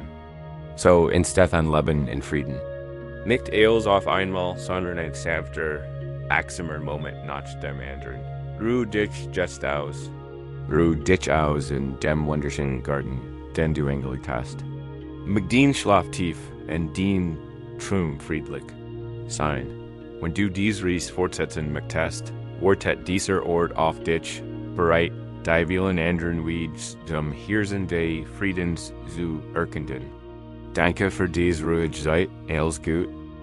Im Garten des Geistes haben wir gelernt, Blumen zu züchten und das Unkraut behutsam zu verdrängen. Dies ist eine Übung der inneren Kultivierung, eine Art, unsere eigene Welt zu pflegen. Da unsere Reise endet nicht im Gartenter. Wir müssen die Wege der Welt beschreiten und auf diesem Weg interagieren wir mit anderen. In unseren Beziehungen, unseren Begegnungen, unseren gemeinsamen Geschichten mit leiden wir auf die Chancen. Lassen auf uns, groll, need, altawat, ein Gefühl der Ungerechtigkeit. Dies Lasten sind nicht wie das Unkraut, das man selbst spricht. Sie sind Schwerstein, die wir bewusst aufheben und tragen, auf langweiligem der Moment des Schmerzes vorüber ist. Wir glauben, es sei notwendig, sie zu tragen, sie seien ein Zeugnis des Unrechts, das uns entgegen wird. Das sollten halten wir in, ihr wahres Gewicht zu spüren, zu verstehen, das Derjenige, der im meisten unter dem Tragen der Stein leidet. Derjenige ist dessen Armee schmerzen. Zwei Mönche, ein alter Meister namens Jiro und ein Junger. Ernsthafter Schüler namens Kenji befanden sich auf einer langen Pilgerreise. Wochenlang wanderten sie durch Wälder, über Hügel und staubige Ebenen. Wie üblich sprachen sie kaum, denn die Reise selbst war die Lehre. Jiro. Der Meister ging mighty like dem gleichmäßigen Schritt. Sein Gesicht ruhig und sein Augen eils sich herumvor. Kenji, aber jung und stark, schien sich beim Gehen auf sehr anzustrengen. Sein Stirn war konzentriert gerunzelt und sein Körper war leicht eingespannt. Eines Tages versperrte ein reißender Fluss ihren Weg. In den Bergen hat es heftig geregnet. Und das Wasser war höher und schneller. Als sonst, ein Bruch gab es nicht. Wenn sie überlegten, wie sie hinüberkommen sollten, erschien eine Jungfrau am Flussufer. Sie war in Feinzeit gekleidet und offensichtlich auf dem Weg zu einem witzigen Arenas. Mit großen, ängstlichen Augen blickte sie auf das rauschende Wasser. Mein Herrin, sagt sie mit die leicht dünnender Stimme. Ich muss rüber, aber ich habe Angst. Das Wasser ist zu stark und ich werde meine Kleidung ruinieren. Meine Familie wartet auf mich. Kenji, der junge Mensch, blickt weg. Ihr Mensch skelbt waren streng. Sie dürften keine Körperkontakt mit Frauen haben. Diese Regel soll Bindungen und Komplikationen vorbeugen. Es dann steif da und resultiert. Die Regel im Geist. Sein Befolgen empfand ein Gefühl rechtschaffener Rien. Hey, da der alte Meister Jiro sah die Frau anfachen. Dann den Fluss und dann wieder die Frau. Sah keine Versicherung, keine Komplikation, sondern einfach ein Person. Na, wortlos ging auf sie zu, beugt sich und bedeutet auf seine Rücken zu klettern. Zeigern tat sie es. Jiro zog sie hoch und watete mit festen Schritten in das kühlende Wasser. Ruhig und sicher bewegt sich, fand einen sicheren Weg zwischen den Felsen hindurch und setzte sie sicher auf der engeren Seite. Sie denkte beschwinglich, verbeut sich und eilt weiter. Dann watete Jiro zurück über den Fluss zu Kenji.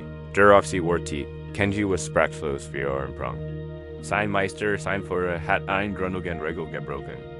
Hat eine Frau Barry, sie getrieben.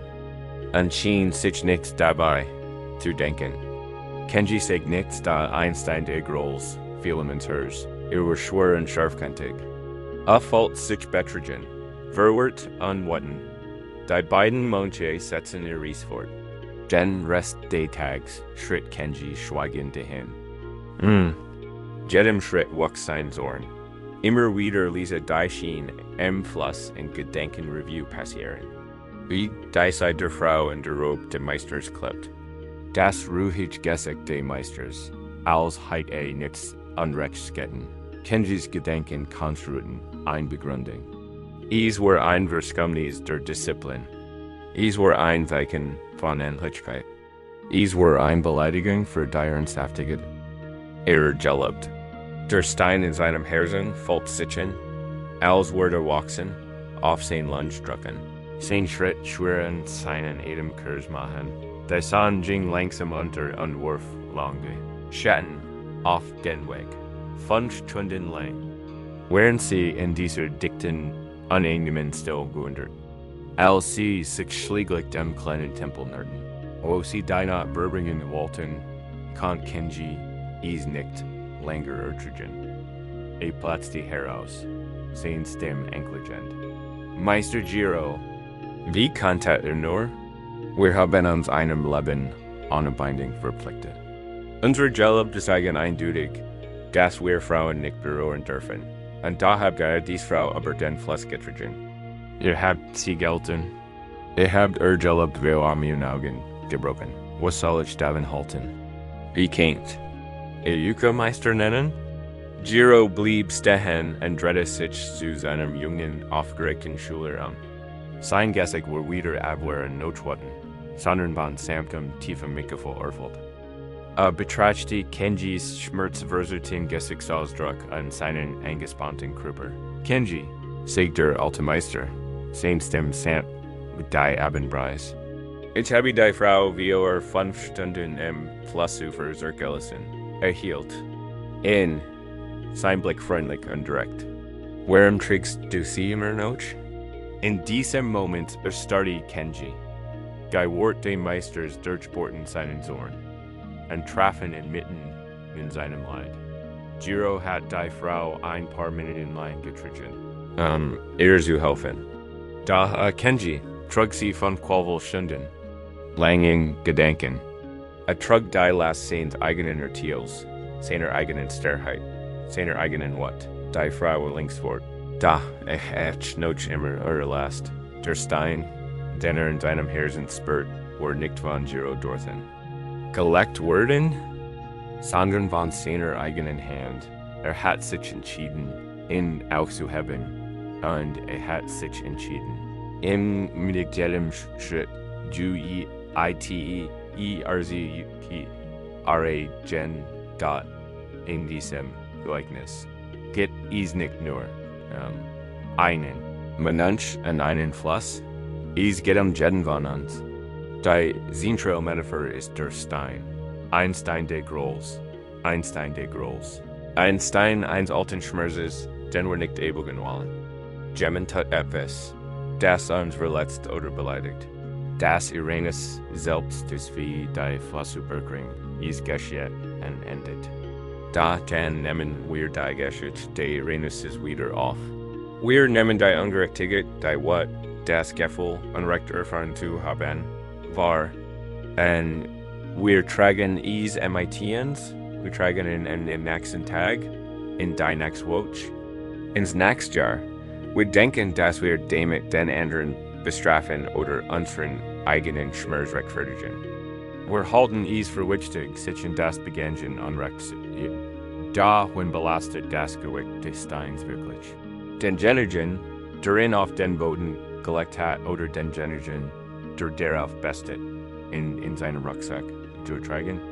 Das Leiden liegt nicht im ursprünglichen Uranus. Das ursprüngliche Uranus liegt in der Vergangenheit. Es ist vorbei. Das Anhalten Leiden liegt in Tragen. Es liegt im Wiedererleben der Geschichte, im Schüren der Grols, in der ständigen, mentalen und emotionalen Anstrengung, und der Wort festzuhalten. Es vergiftet unseren gegenwärtigen Moment, matcht unsere Schritt schwer in unsere Herzen hart. Frieden bedeutet in diesem Zusammenhang den tiefen Hektik des Loslassens. Es bedeutet die Weisheit zu erkennen, was man mit sich herumträgt, und dann mit es abzulegen. Es bedeutet nicht, das Verhalten der anderen zu billigen. Es bedeutet nicht, zu vergessen, was passiert ist. Jiro vergagt die Frau nicht. Ließ sie einfach dort zurück, wo es sie gefunden hat. Loslassen ist ein Hektik der Selbstliebe. ist ein Zeichen davor, dass der eigene Seelenfrieden wichtiger ist als der Wunsch, Recht zu haben, oder dies sagt nach einer alten Geschichte. Lassen Sie uns jetzt das Ewige Einsteins üben. Fühl dich in deinem Körper. Spür sein Gewicht, sein Prozess. Werde dir deiner inneren Landschaft bewusst. Und ich möchte, dass du dich in aller Ehrlichkeit fragst, welchen Stein trägt ich? Sie müssen nicht lange nachsitzen. Dieses wahrscheinlich das erst, was ihnen in den Sinn kommt, wenn sie an einen anhaltenden Schmerz oder Groll denken. Kennt ein Konflikt mit einem Familienmitglied sein, der während eines Ruhens, Einkrankung im Beruf oder ein Ungerechtigkeit, da sie selbst erlebt haben, Gott lassen sie das Bild oder Gefühl dieser Situation aufkommen. Stellen Sie sich dabei als physisches Objekt vor. Einen Stein, wie sieht den Stein aus? Ist er groß und schwer oder klein und scharf? Ist er rau oder glatt? Welche Farbe hat er? Ist er ein dunkler vulkanischer Fels, der Watt oder ein kalter, grauer Granit, alter Trauer? Geben wir deinem Geistigen. Augie eine Form. Spüren Sie nun, welch Wirken das Tragen dieses Steins hat. Stellen Sie sich vor. Sie halten ihn in Ihren Händen. Spüren Sie sein Gewicht. Spüren Sie die Anspannung in Ihren Armen, Schultern und Rücken. Achten Sie darauf, wie sich auf Ihren Atem auswirkt. Wurde engen Fleisch? Achten Sie darauf, wie sich auf Ihr Herz auswirkt. Fühlt sich engend und hart an. Das ist der Warpreis davor, diesen Kummer mit sich herumzutragen. Das sind die Folgen, die Ihnen Tag für Tag verfolgt. Erkennen Sie dies Kosten an. Sind Sie klar und deutlich, ohne zu urteilen. Das habe ich mit mir herumzutragen. So hat ich mich belastet. Jetzt hast du die Wahl. Du kannst dies weitertragen. Oder du entschiedest dich, es abzuliegen. Diese Entscheidung liegt allein bei dir. Niemand sonst kann sie für dich treffen. Wenn du bereit bist, lass uns mit dem Loslassen beginnen, sie in Gedanken zu gehen. Sie befinden sich auf einem Weg, und wir ihnen können sie das Rauschen eines Flusses, genau wie in der Geschichte. Es ist der Fluss der Zeit, der Fluss des Lebens, der immer flieht, immer weitergeht. Gesam Flussufer, die Luft hier ist frisch, das Gergasch des Wassers. Reine, stell dich ins Ufer und schau auf den Stein in deinen Händen. Schauen dir an, let's diesmal an. Denke dem Stein, das mag seltsam klingen, ist aber wichtig. Denke für das, was dich gelehrt hat. Vielleicht hat dich den eigenen Grenzen kennengelernt. Vielleicht hat dir den eigenen Stärke gesehen. Vielleicht ist es dran. Sein schmerzhaftes Gewicht, das dir jetzt seht. Wie wichtig es ist, loszulassen. Denke für die Lektion. Ich muss dich nicht mehr tragen, mich darin zu erinnern. GFN jetzt den Hahn. Lass den Stein fallen. Werfen nicht im Zorn. Lassen einfach los. Lassen aus denen Händen fallen und mit einem Dampferschlag im Flussufer landen. Treten Sie einen Schritt zurück. Sie sind jetzt darin getrennt. Es ist da, aber nicht in Ihren Händen. Es liegt nicht auf Ihrem Rücken. Es liegt nicht in Ihrem Herzen. Spüren Sie die Suffrage das Leichtige in Ihren Armen. Bügen Sie Ihr Schultern. Spüren Sie die Freiheit dort. Atmen Sie tief ein. Spüren Sie die Weh in Ihrer Brust, den Raum, der entstanden ist. Das Gewicht ist weg. Wenn Sie möchten, können Sie den Stein sanft mit dem Fuß ansteigen und ins fließende Wasser. Rollen, beobachten Sie, wie die Strömungen mitnimmt. Es stirrt und rollt. Sein scharfen Kanten werden beim Wasser geglättet, bis es sinkt und zu einem weiteren Stein im Flussbett wird. Diesen persönliche Geschichte vom sich ständig bewenden. Gegenwärtigen Moment weggespult wird. Du bist frei. Die Erinnerung mag bleiben, aber die Last, die emotionale Belastung, ist weg. Du hasi Fluss Cirkelsen. Ruin diesem Gefühl der Leichtige. Dieser Frieden entsteht nicht dadurch, dass man die Welt oder ändert, sondern dadurch, dass man selbst entscheidet, was man eigentlich. Du kannst dich jederzeit entscheiden, den Stein abzulegen. Der Fluss ist immer bereit, ihn aufzunehmen, den eigenen Handworten darauf entlastet zu werden. Das ist keine Schwach. Das ist Hacksweisheit und Selbstversorgung. Spür dies neue Leichtige, wenn du dahin triebst. Lass sie den ganzes Wesen durchdringen. Du gehst weiter. Den Schritt ist leichter. Den Herz ist weicher. Und den Hand sind offen, bereit, das Geschenk des Augenblicks zu empfangen. Nicht länger verkrampft den Kammer der G N E W haben gelernt. Die Schwerenstein der Vergangenheit. Absolugen, die Lasten, die wir aus dem Umgang ändern, Meitiens tragen. Das vermittelt ein tiefes Gefühl von Leichtigkeit und Freiheit.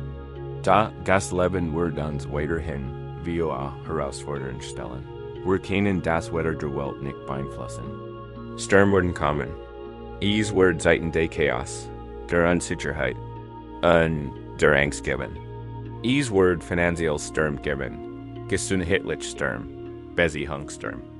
Und wenn die Stürme aufziehen, geraten wir instinktiv in Panik, such in Schutz.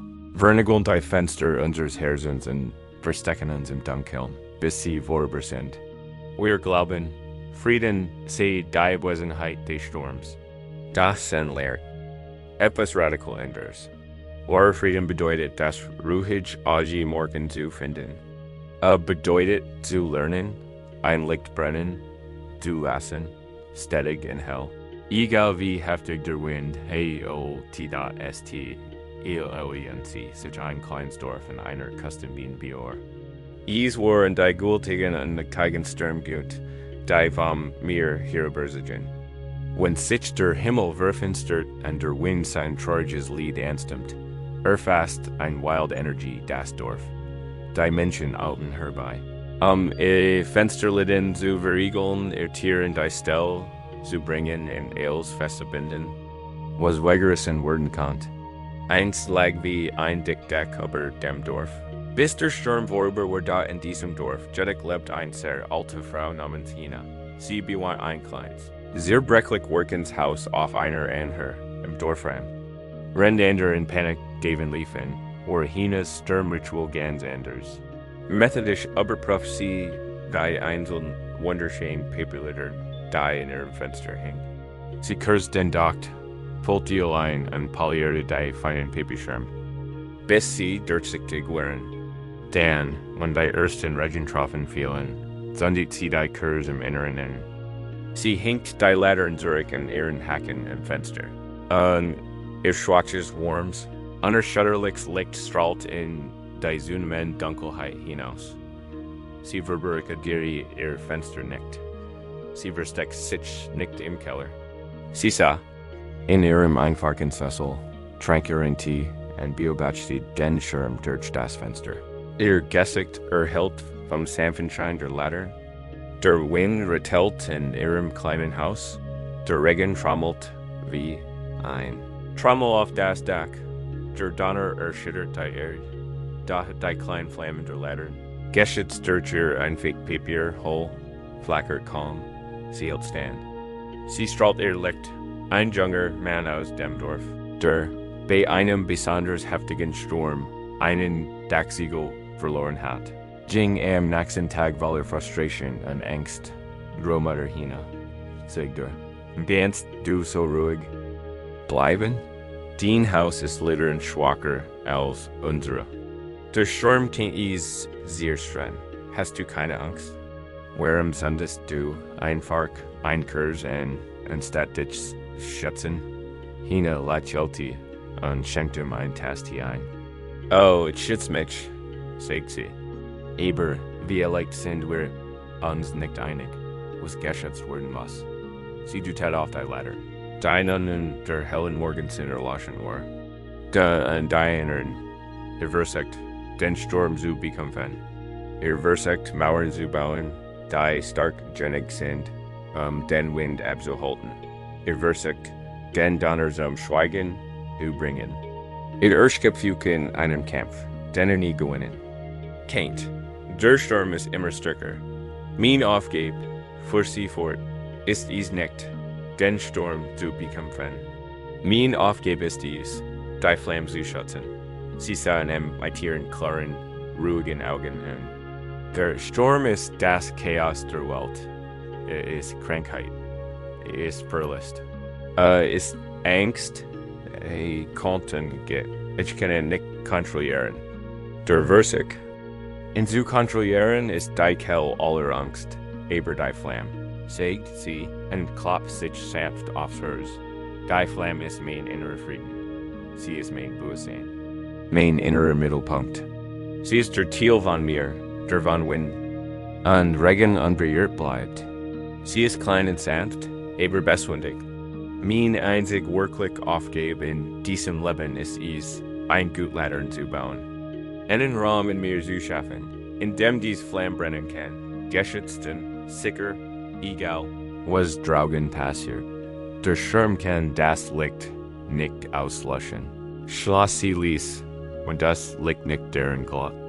Die Stärke liegt nicht in den Mauern, die man gegen die Welt errichtet hat, sondern in dem Schutz, den man für sein eigenes Herz baut. Dieses Gleichnis von der Ladern und dem Sturm ist ein tieferer Lehre über die Natur von widerständig. Und innerem Frieden, wir verwechseln so oft unsere Juren Umstände mit ihrem inneren Zustand. Wenn es draugen göttlich oft, fühlen wir uns innerlich friedlich. Wenn es draugen schlecht läuft, fühlen wir uns innerlich aufgeholt.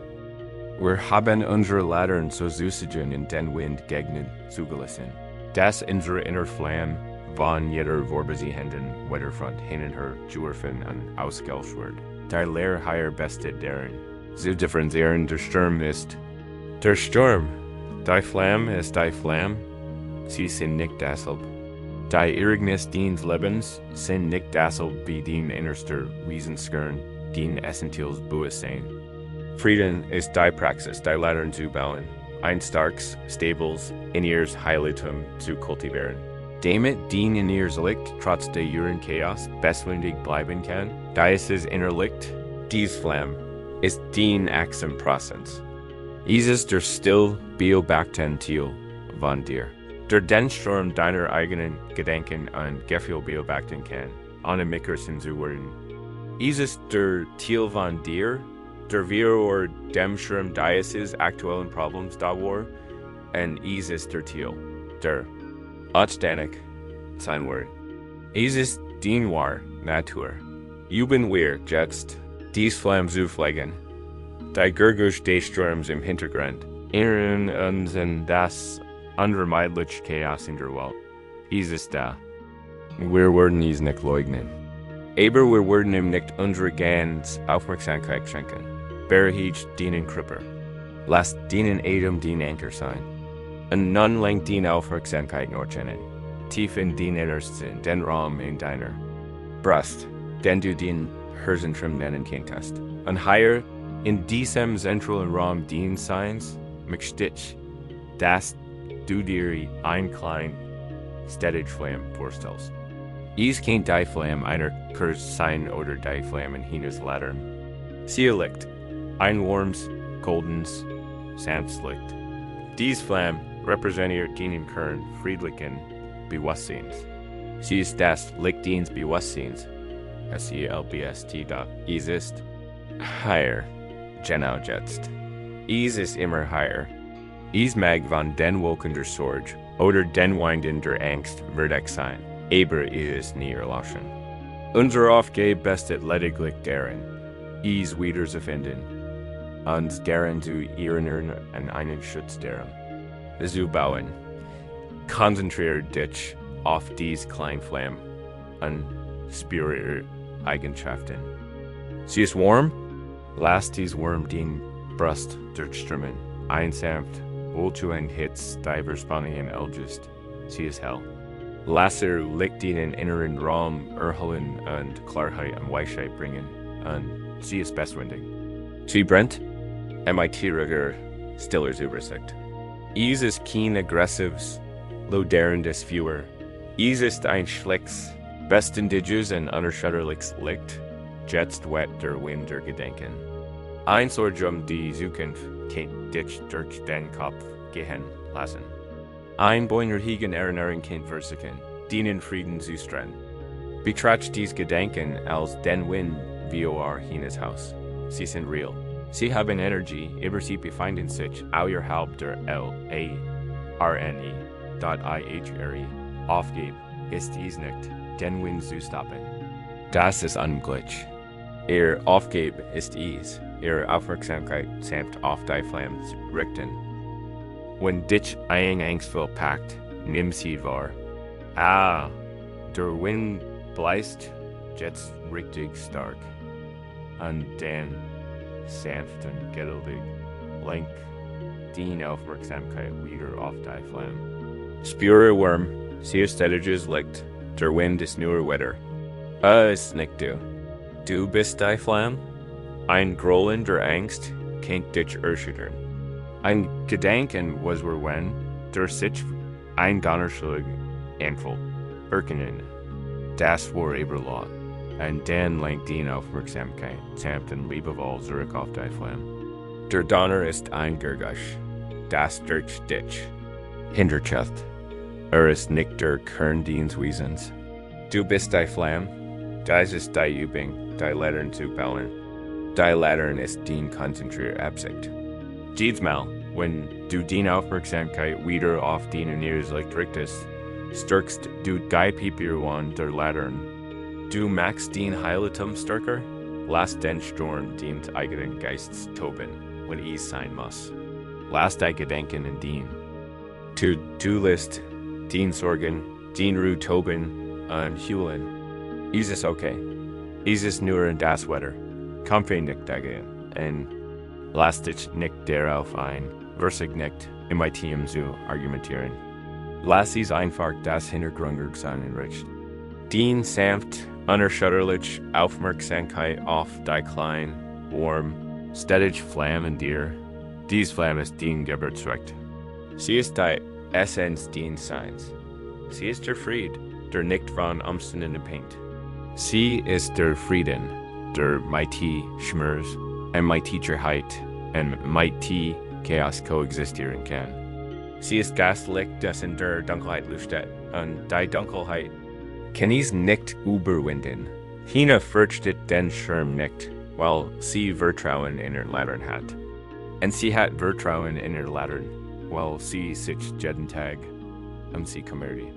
Sie poliert die Schirm, schnitt den Docht zurück und füllt das Gel nach. Das ist unsere Praxis. Jeder Moment der Achtsamkeit, jeder bewusste Atemzug, geht. Sanft Rückkehr in den gegenwärtigen Moment ist ein. AKT der Fliege unserer Flamme. Wenn du hier Rust und die Gergusch des Sturms im Hintergrund wirklich sei dir bewusst, dass du nicht der Sturm bist. Du bist der Führer des Lichts. Den einzig Aufgabe ist es, die Flamme zu beschützen. Ein gut und liebevoll Zufflicht für den Hers bauen. Ruhe im warmen, beständigen Glanz deines eigenen Wesens. Es ist den ultimative Zufflicht. Es ist den wahres Zuhause. Und es ist immer da und wartet auf den Rückkehr. Wir haben die Flamme in uns gefunden, das beständige Licht, das selbst im Schirm brennen kann. Das gibt uns einen starken Zufflucht, ein Gefühl innerer Stabilität. Da werden wir mighty diesem inneren Licht verweilen, bemerken wir wie leicht dies gestört werden kann. Ein Herzwort von einem Kollegen, ein unbedacht Handlung eines geliebten Menschen, ein Autofahrer, der uns im Verkehr schneidet, und plötzlich steht ein Welt der Wut oder die Ärgers in uns auf und lasst unsere Flamme wild flackern. Wir nehmen die Tat persönlich. Wir fühlen uns ungerecht behandelt, angegriffen, beleidigt. Unser Frieden, der sich kurz über noch so fest und fulti, ist plötzlich brüchig. Das liegt darin, das wir von der Überzeugung ausgehen. Die Welt dreht sich uns. Die Ereignis in GELE und TT.BIUNS. Der Nachschritt auf unsere Reise.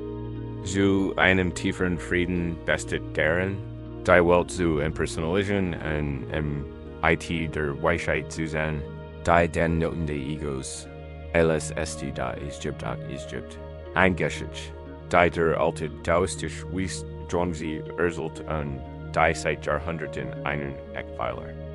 Der Zen-Lehre bildet. Is ist die Geschichte vom Lehren Boot, da ein Mann unternimmt eingemettliche Bootsfahrt und geniert die Stille, zu sehen in einem schönen Nachmittag. Fühlt sich friedlich. Sein Geist ist ruhig und ist eins in dem sanften Plätschernde. Wassers. Plötzlich prallt MIT einem lauten Null, ein anderes Boot gegen sein Eigenes. Sein Ruhe ist zerstört. What packt steht auf und beginnt zu schreien. Verflucht den an Vorsichtigen, der seinen herrlichen Nachmittag verdorben. Brot. Hey, pass auf, wo du hinfährst. Bist du blind? Sein Steen ist erfüllt von Direktor und Prang. Ist das Opfer. Der andere Bootsmann ist der unvorsichtig BEECAT, da blickt nicht zum anderen Boot. Bereit, eine neue Tirade loszulassen, daher heilt ihn. Bleibt der Mund offen stehen. Sieht das andere Boot, Lehrer da ist niemand darin. Is muss sich vom Ufer losgerissen haben und einfach MIT der Strömung getrieben sein. Seiner Weg von Wind und Wasser bestimmt. Bis in MIT seinem Kali, die Redat, und in diesem Augenblick verfliegt all sein Wat. Sie verflüchtigt. Sich einfach. Hat niemanden auf den Watten sein kann. Wie kann man auf ein leeres Boot Watten sein? Kann nicht den Wind anschreien oder die Strömung verfluchen. Gasarenes ist das halt. Sein Boot ist germt worden. Das sein gesamte emotional Reaction hat sich durch dieses neue Versen verändert. Sein Wat so erkennbar. Wurde nicht durch das Boot virusig das entrahmt. Sein Wat rührt von seiner Anhör. Is habe ein bewusst unexaminendem Boot, darum unrecht gitten hat. Als es das Boot leer war, verschwand das Ziel seiner Wat. Und die Wat selbst hat keinen Platz mehr. Realität ist sogar, aber die Absurdität kennen gelagt. Das leer Boot einfach weg und setzt die sein Ries fort. Sein Frieden war wiederhergestellt.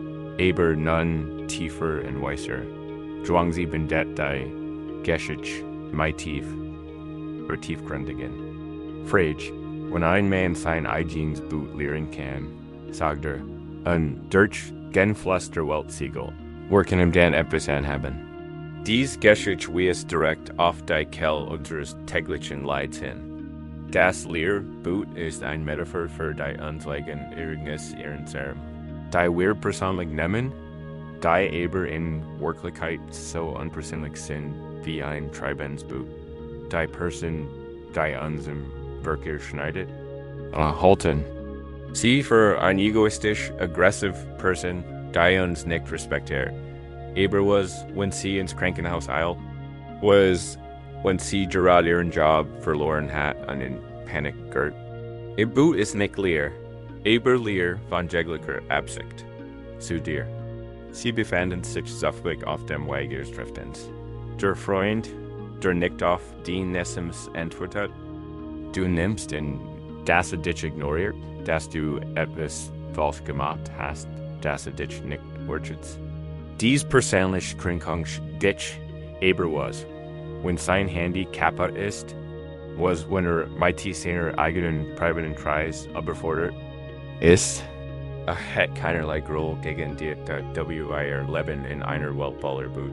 Wir projizieren Absichten, Motivationen und Geschichten aufjetten, dem wir begegnen. Wir erschaffen beswickte Helden. Wir machen uns selbst zur Jugend Hauptfigur, zum Ziel von Lob oder Verfolgung. Das Ego ist der Geschicktäter, der darauf beharrt, dass jedes Bootwahl ist und sich auf seine Ries nur im Mannsdreht. Das ist ein Rezept für ständig Unruhe. Das eigene Boot zu lehren bedeutet, sich von diesem reaktiven Ego zu befreien. Bedeutet, die Welt mit einem weiten, unpersönlichen Bewusstsein zu sehen. Ist die Weisheit zu verstehen, dass sich das meist, was in der Welt geschieht, nicht einen selbst dreht. Menschen handeln aus ihrem eigenen Schmerz, ihrer eigenen Conditionierung, ihrer eigenen Unwissenheit. Sie sind wie Boot, die auf den Strömungen ihres eigenen Karmas treiben. Wenn sie dich entrempeln, ist selten ein persönlicher Angriff. Ist einfach ein Kollisionswirrweg. Dies Erkenntnis macht sie nicht zum Vorabtreter. Sie macht sie frei. Wenn sie nicht länger ein Ziel sind, können sie nicht mehr angegriffen werden. Wenn sie den nicht persönlich nehmen, können sie auf Situationen mit Klarheit und Wickevoll reagieren, anstatt mit blinder. Reaktiver what? Sie können mit der Del in ihrem Boot umgehen, ohne die zusätzliche Last von dem Kroll. Sie können die Person im anderen Boot nicht als beswitchte sehen, sondern als einen anderen Menschen. Darauf seinen eigenen Wegen treibt und Dialekt Selbsthilfe braucht. Lassen Sie uns dies üben, jetzt durchführen. Ist ein Üben. Die radikalen Perspektivwechsels erlauben Sie Ihren Körper still zu sein. Lassen Sie Ihren Geist so ruhig und offen sein wie die Oberfläche Sees in der Geschichte. Erinnert Sie sich an eine Situation, in der Sie kürzlich what, Ärger oder Schmerz verspürt haben. Ein Moment, in dem Sie sich ungerecht behandelt fühlten, muss kein großes Trauma sein. Ein klein alltägliche Begegnung, später Sie sich unwohl fühlen, reicht völlig aus. Vielleicht eine E-Mail von einem Kollegen, ein abweisender Kommentar von einem Familienmitglied. Jemand, der sich VOR innen vorgedrängelt hat, lassen Sie ein solche Erinnerung. Lassen Sie sich für einen Moment von Ihrem emotionalen Nachhall beeindrucken, den Stick der Ungerechtigkeit. Die Herz Ihr Wort, das Gefühl, recht zu haben. Spüren Sie, wie sich Ihr Körper bei diesem Gefühl anspannt. Das ist die Erfahrung, ein Wahlsboot zu sein. Jetzt werden wir eine Art Alchemie durchführen. Wir werden das Boot lehren. Stellen Sie sich die andere Person in dieser Situation vor. Sehen Sie die Person, die E-Mail geschrieben, den Kommentar abgegeben und sich vorgedrängelt hat. Sehen Sie in Ihrer eigenen Situation. Lassen Sie die Person nun mit etwas Fantasie verschwinden. Lassen Sie einfach verschwinden. Zurück bleibt nur Ihr Boot, das auf der Strömung treibt. Die E-Mail wurde von einem leeren Boot geschrieben. Der Kommentar wurde von einem leeren Boot gesprochen. Die Action wurde von einem leeren Boot ausgeführt. Das Boot teilt die Handlung, existiert nicht immer. Es ist immer noch mit dir zusammengestiegen, aber jetzt ist es unpersönlich. Es ist nur ein reines, wie ein Ast, der vom Baum fällt, oder ein Well, die in Tiefe bricht. Es hat keine Absicht. Es hat keine Bosheit. Es ist nicht im Gefühl. Was passiert? Mit der what?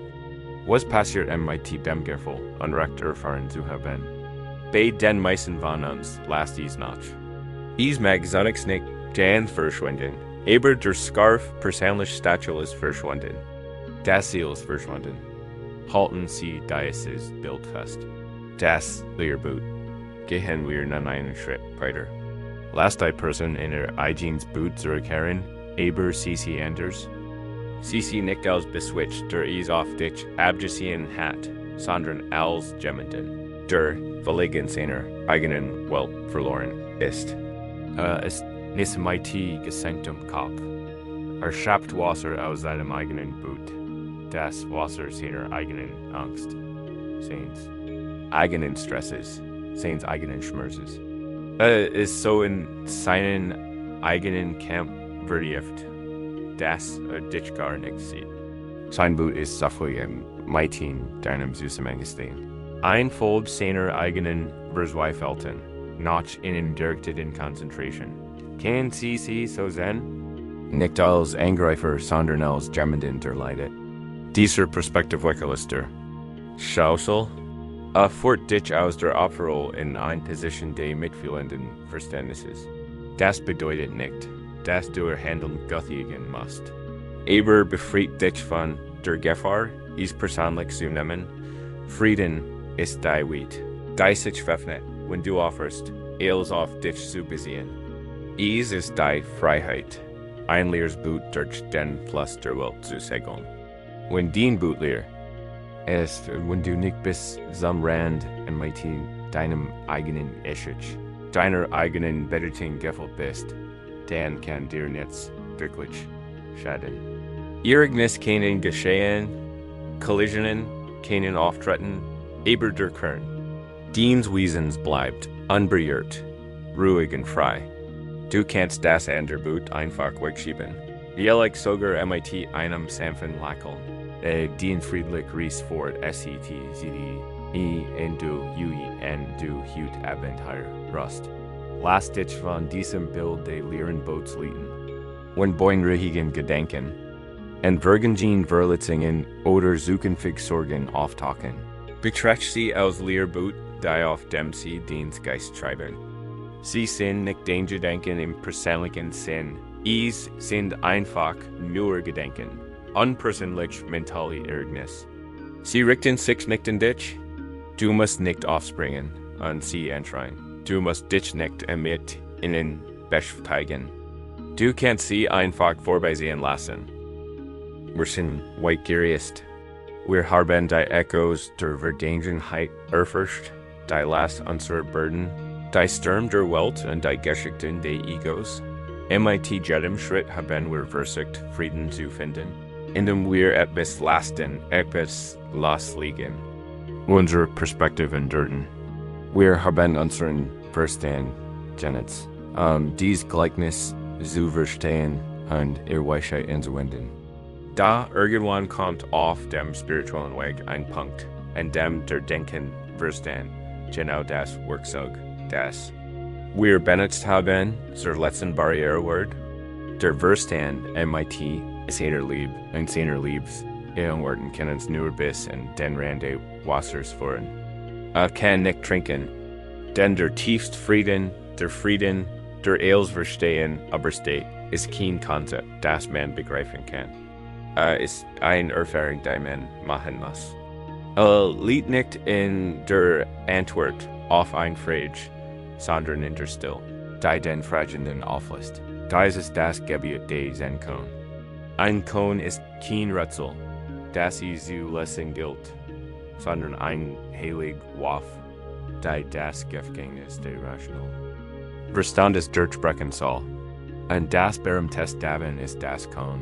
Das Meister Hakuen vorstellt. Wir kennen den Klangsweier Klatschen der Hand, sagt er. Wie klingt das Klatschen einer Hand? In einem abgelegenen Bergkloster lebt ein junger Mönch namens Reo, aber brillant, engagiert und besitzt einen scharfen Verstand. Konnte komplex philosophische Fragen diskutieren und hat 100 von Seiten der Heiligen Schrift auswendig gelernt. Kam zu seinem Meister, einem runzligen alten Mönch, dessen Augen so tief traurig als auch tief belustigend zu enthalten schienen, und bat ein Kon, in dem arbeiten soll. Der Meister gab ihm Haklins Kon. Wie klingt das? Klatsch in einer Hand, Reo war begeistert. Sah darin die ultimative intellektuelle Herausforderung, das letzte Problem, das sein großartiger Verstand lösen muss. Auf Verbeut sich und zog sich in sein Seele zurück, darüber nachzudenken. Sofort begann sein Verstand, Antworten zu generieren. Es muss das Gerguschte wenn sein dachte. Nächsten Tag ging zum Meister und Prixentrik. Sein Antwort. Der Meister hört zu und lutet den wortlos ein Kleinglock, zu signalisieren, dass die Antwort falsch war. Ryo ließ sich nicht beirren. Ging zurück und meditiert noch intensiver. Es ist der Schrei einer Grill. Schloss Prixentrik dem Meister. Wieder die Glock. ist das Gurgush eins Wasserfalls, die Glock. Ist das Gurgush eins Wachsenden Bomes, die Glock. Ist die still Tiefen Waltz, die Glock Lutet und Entliehen, Monatlang bracht Trio seinem Meister Antworten. Bracht dem Clench, Konzept, poetisch Metaphern, beschrieb das Tropfen von Wasser in einer Hehel, das Zischen einer Flamme, das Summen seines eigenen Bluts in seinen Ohren. Jedes Mal hört der Meister geduldig zu. Und jedes Mal lutet die Kleinglock und skickten zurück in sein brillanter, Verstand folgt sich immer mehr wie ein eingesperrtes Tier. Seine Frustration wächst zu tiefer. Qual, hat seinen Intellekt erschöpft. Hat jede logische und poetische Möglichkeit durchgespielt. Das Kohn war zu einer Mauer Jordan, die nicht durchbrechen konnte. Sein Stolz auf sich selbst begann zu brickeln. Folgt sich wie ein Versiger. Das Kohn war kein Rätsel mehr. Es war ein Qual dort in einem beregneten Nachmittag sei in seiner Seele, und durfte nicht einmal zu meditieren. Hat aufgegeben. Sein Geist will ihr von Antworten. Sein Körper war vom vielen Streben erschöpft. Sein vermeintliches Versigen brachte ihm das Herz, sah einfach nur da, such nichts.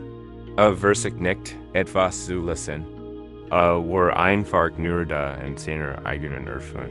Im Gurgush der Regenstraugen, am Gefühl der kühlen Luft auf seiner Haut dort in diesem, das der Williger hingab, als sein logischer Verstand durch sein eigen sinnliche Entschuldigung zum Schweigen geprägt war, geschah etwas. Oder besser gesagt, nichts. Und in diesem Nichts hört es, da es war kein Gurgush, es war keine Still. Es lag jenseits von beidem. Es war der Hintergrundstrang der Existenz selbst. Das nahtlos, einheitlich Feld des Seins. Aus dem Ellie, Gurgush und Ellie still entstehen. Tat isen jais die entgegen, genieß. Awares, die Trennung zwischen dem Zuhörer und dem Klang, hat sich aufgelöst. Frage und Antwort wurden in Estabham, nächsten Tag Jingers am Meister. Betrat den Raum und blieb schweigend stehen. Sei kein einziges Wort. Sah den Meister einfach nur. Sein Augen klar und sein Gesicht entspannt, wie der Meister ist. Noch nie so vergessen hat. Ein sanftes Lächeln umspielt seine Lippen.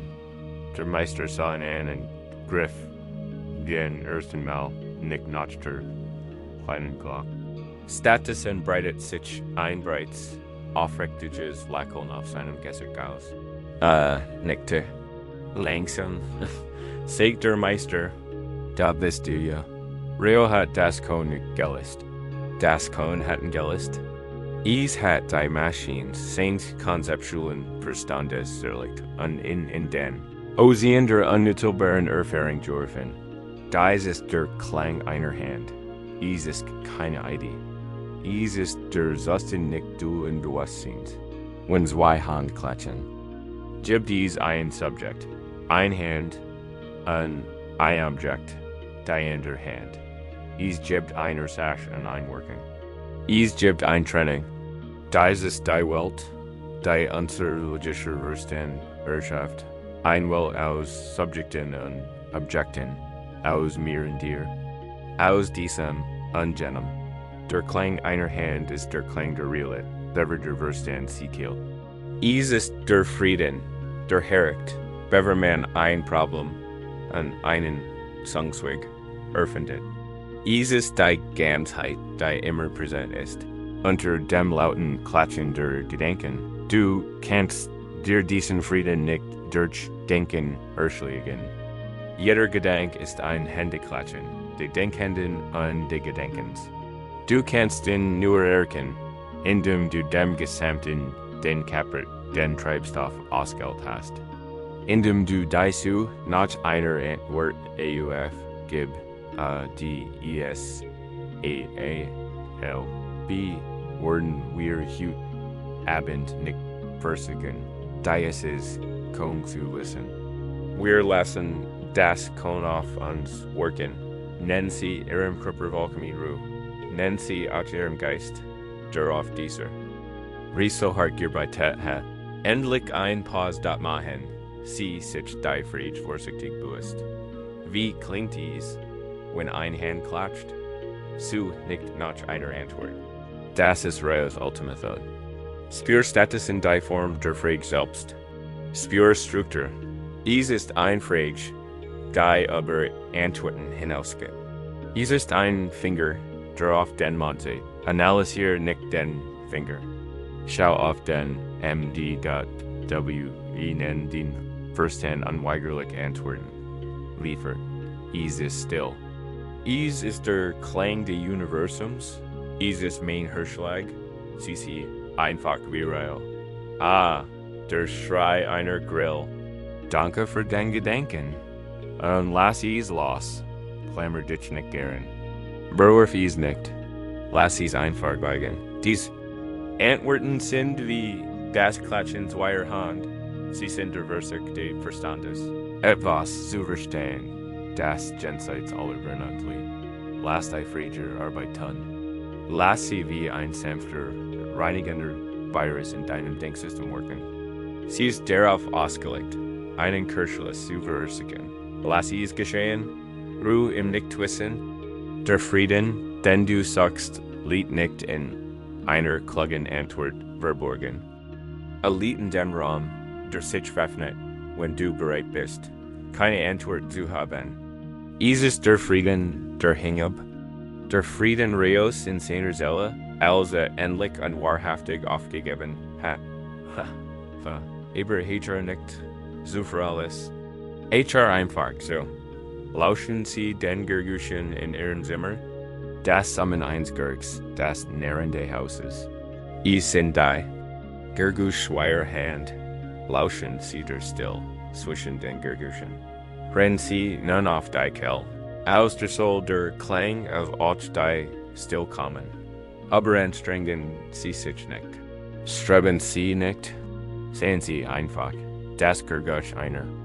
Hand ist die samt nahtlos, allgegenwärtig realit dieses Augenblicks. So wie ist. Es ist das Gefühl des Atoms in deinem Körper. Es ist das Gefühl der Deck auf deiner Haut. Es ist die Einweg, wundersam Tatsache, deines eigenen Bewusstseins, higher und jetzt. Es hat kein Gegenteil. Es ist nicht das Gegenteil von Lärm. Es ist der Belter für allen Lärm und alle still. Du musst es nicht erkennen. Du bist es. Du warst es schon immer. Nur den Streben danig verdunkelt es. Gib also für dies letzten Augenblick die Zuhilfe. Leg den Werkzeug nieder. Lass die Frage unbeantwortet in der Luft hängen. Und Ruhe einfach in der Lebendigen. Still, die bleibt. Dies ist der Frieden, der aus nichts gemacht ist. Es ist der Frieden, aus dem es gemacht ist. Dies ist der Klang einer Hand, und klatscht dich und das ganz Universum in jedem einzelnen Moment ins Leben. Ruhe deren. Wir sind bis an die höchsten Grenzen des denkenden Geistes vorgedrungen und haben auf den Klang einer Hand gelauscht. Auf den Klang der Wirklichkeit, wer sie sich still. In diesem nicht-dualen Bewusstsein zu ruhen, ist der Hacksfrieden. Da wir leben nicht ewig auf Messerscheid. Wir kehren zurück in die Welt der Formen, der Gedanken, der Gefühle, die Woken der Emotionen ziehen auf. Das Wetter der Geist ändert sich. Der Schlüssel, diesen tiefen Frieden in unseren Alltag zurückzubringen, liegt darin, unsere Beziehung zu diesen vergänglichen inneren Zustanden zu verändern, nicht länger ein Blatt zu sein, das im Wind unserer eigenen Stimmungen hin und her dürfen wird, sondern der Berg zu werden, gegen den der Wind weht. Unerschütterlich und lassen da es war einmal ein junger Einsiedler, der in einer Höhle auf einem hohen Berg lebt, Erleuchtung zu finden. War entschlossen, einen Zustand dauerhaften, glückseligen Friedens zu finden. Da die wilden, schwankenden Sehensgeist quälten.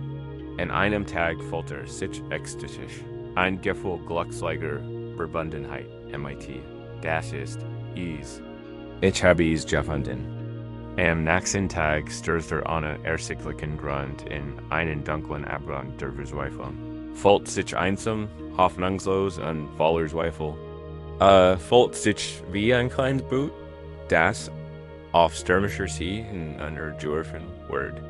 Dies wechseln Zustand fühlten sich intensiv real und intensiven, frustriert und kurz davor aufzugeben. Bis such der einen alten Monat der Noche her oben am Berg in einer einfachen Hut in einer Felswand lebt. Meister, sagt der Jung-Einsiedler MIT Quavler-Stem, ich kann keinen Frieden finden. Mein Geist ist ein Schlachtfeld. Heut bin ich im Himmel, morgen in der Heil. Dies Freude ist nicht real, denn sie vergeht. Dies Verzweiflung ist nicht real, denn auch sie vergeht. Aber ich bin am Sturm gefangen, was soll ich tun? Der alte Mensch hört zu, sein Gesicht so wettergegürt und faltig wie der Fels, auf dem lebt. Bat keine komplexe Philosophie oder esoterische Praxis dar. Du tät lediglich aus der Tertiärer Hut auf den majestatischen, schiebeckten Gipfel der die Landschaft dominierte. Geh, sagt der Mensch, setz dich und beobacht. Den Berg, meditiere nicht, versig nicht, friedlich zu sein. Beobacht einfach den Berg. Beobacht den einen Monat lang. Dann kam zurück und erzähl was du gessen hast. Der Jung-Einsiedler wird verwirrt, aber verzweifelt, also gehorchter. Als such sich einen Platz mighty, freier sich auf den Gipfel, und setzt die. Die ersten Tids langweilte sich und war ungeduldig, sein Gedanken rasten. Dacht aber sein Versigen noch über die seltsame Anweisung des Meisters. War sich seiner inneren Unruhe bewusst, da richtet seine Aufmerksamkeit. Beeingewiesen immer wieder auf den Berg. Als die Jesu woken wurden, begann zu sein. Sah den Berg in all seinen Stimmungen, bei jedem Wetter. Sah, wie die Morgensen seinen Gipfel in rosa und gold couch. Sah, wie sich groß, dunkel Gewitterwolken seinen Gipfel sammelten, inwillig verbargen und heftig Regenguss und Blitz entfesselten, die gegen sein Hench schlagen. Sah, wie sanfter, zarter Nebel seinen frühen Halt konnte. Aussehen ließ, als schriebe im Himmel. Sah, die grell, hellmittig sind offen, herbrannte. Sah, wie die Stern in den Kolten. Klaren Nachten aber im Kreisen. Durch all das begann etwas tiefgründiger zu erkennen. Die Wolken kamen und gingen. Die Stürme tobten und zogen vorüber. Das Licht veränderte sich von Augenblick zu Augenblick. Da der Berg selbst veränderte sich nie. Der Berg war nicht der Charme. Der Berg war nicht der Sonnenschein. War nicht der Nebel. War einfach der Berg. Lag in einer unerschütterlichen, stillen Ruhe und ließ das ganz Drama des Wetters auf seiner Oberfläche ablaufen, ohne im Innersten davon berührt zu werden. Der Schirm konnte ihm nichts anhaben. Die Sein konnte nicht verändern. Aber ganz und gar selbst, nach Ablauf der Monats kehrt der Jung-Einsiedler zum alten Mensch zurück. Ging in die Hut und setzte. Nun, fragt der Meister, was haben Sie gegessen? Ich, sagt, der Einsiedler meint die neuer, stiller Übersicht in der Stimme, dass ich mein Leben wie ein Wolk gelebt hat, ich identifiziert. Mit MIT jeder Vorberge Händen Stimmung, jedem Hotch von Gefühl, und ich wurde von Winden, da ich nicht kontrollieren konnte, durch den Himmel dürfen. Ich glort, ich wurde Sturm, ich glott, ich wurde das Sonnenlicht. Aber die Leer die Berges lautet, ich bin nicht gewogen. Ich bin der Berg dort, der alte Mensch lächelte tief und wissend. Gott, sagte, jetzt kannst du mit deiner Praxis beginnen. Da ist die Praxis des Berggeists.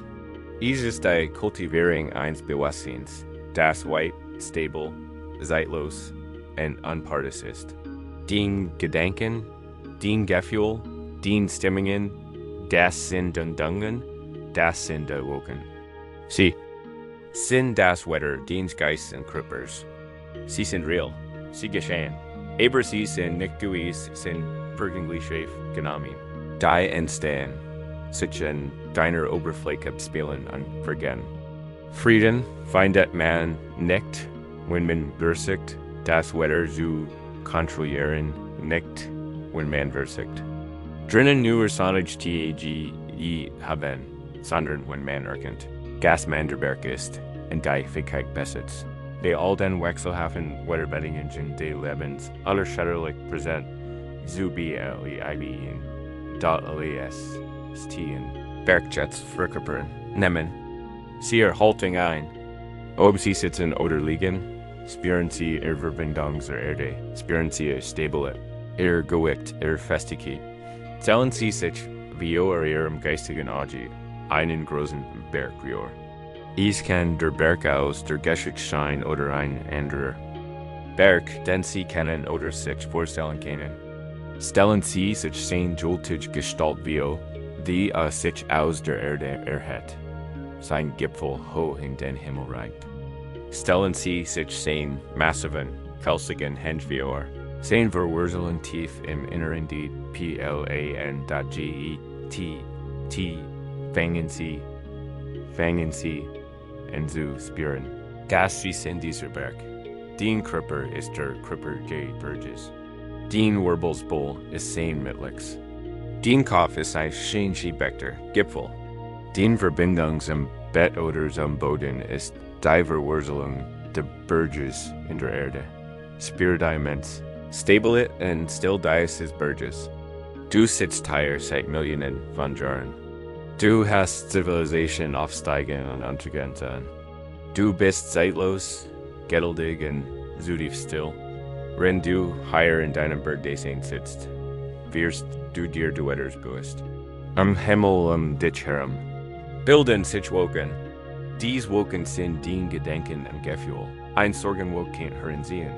Ein dunkel, grau Wolk, der was wing. Sie schreibt auf dich zu, wie der Berg, nimmst du sie einfach wahr. Ein Sorgenwolk. Du wirst dich nicht, sie wegschieben. Du hast keine Angst wie Ohren. Du lässt sie einfach da sein.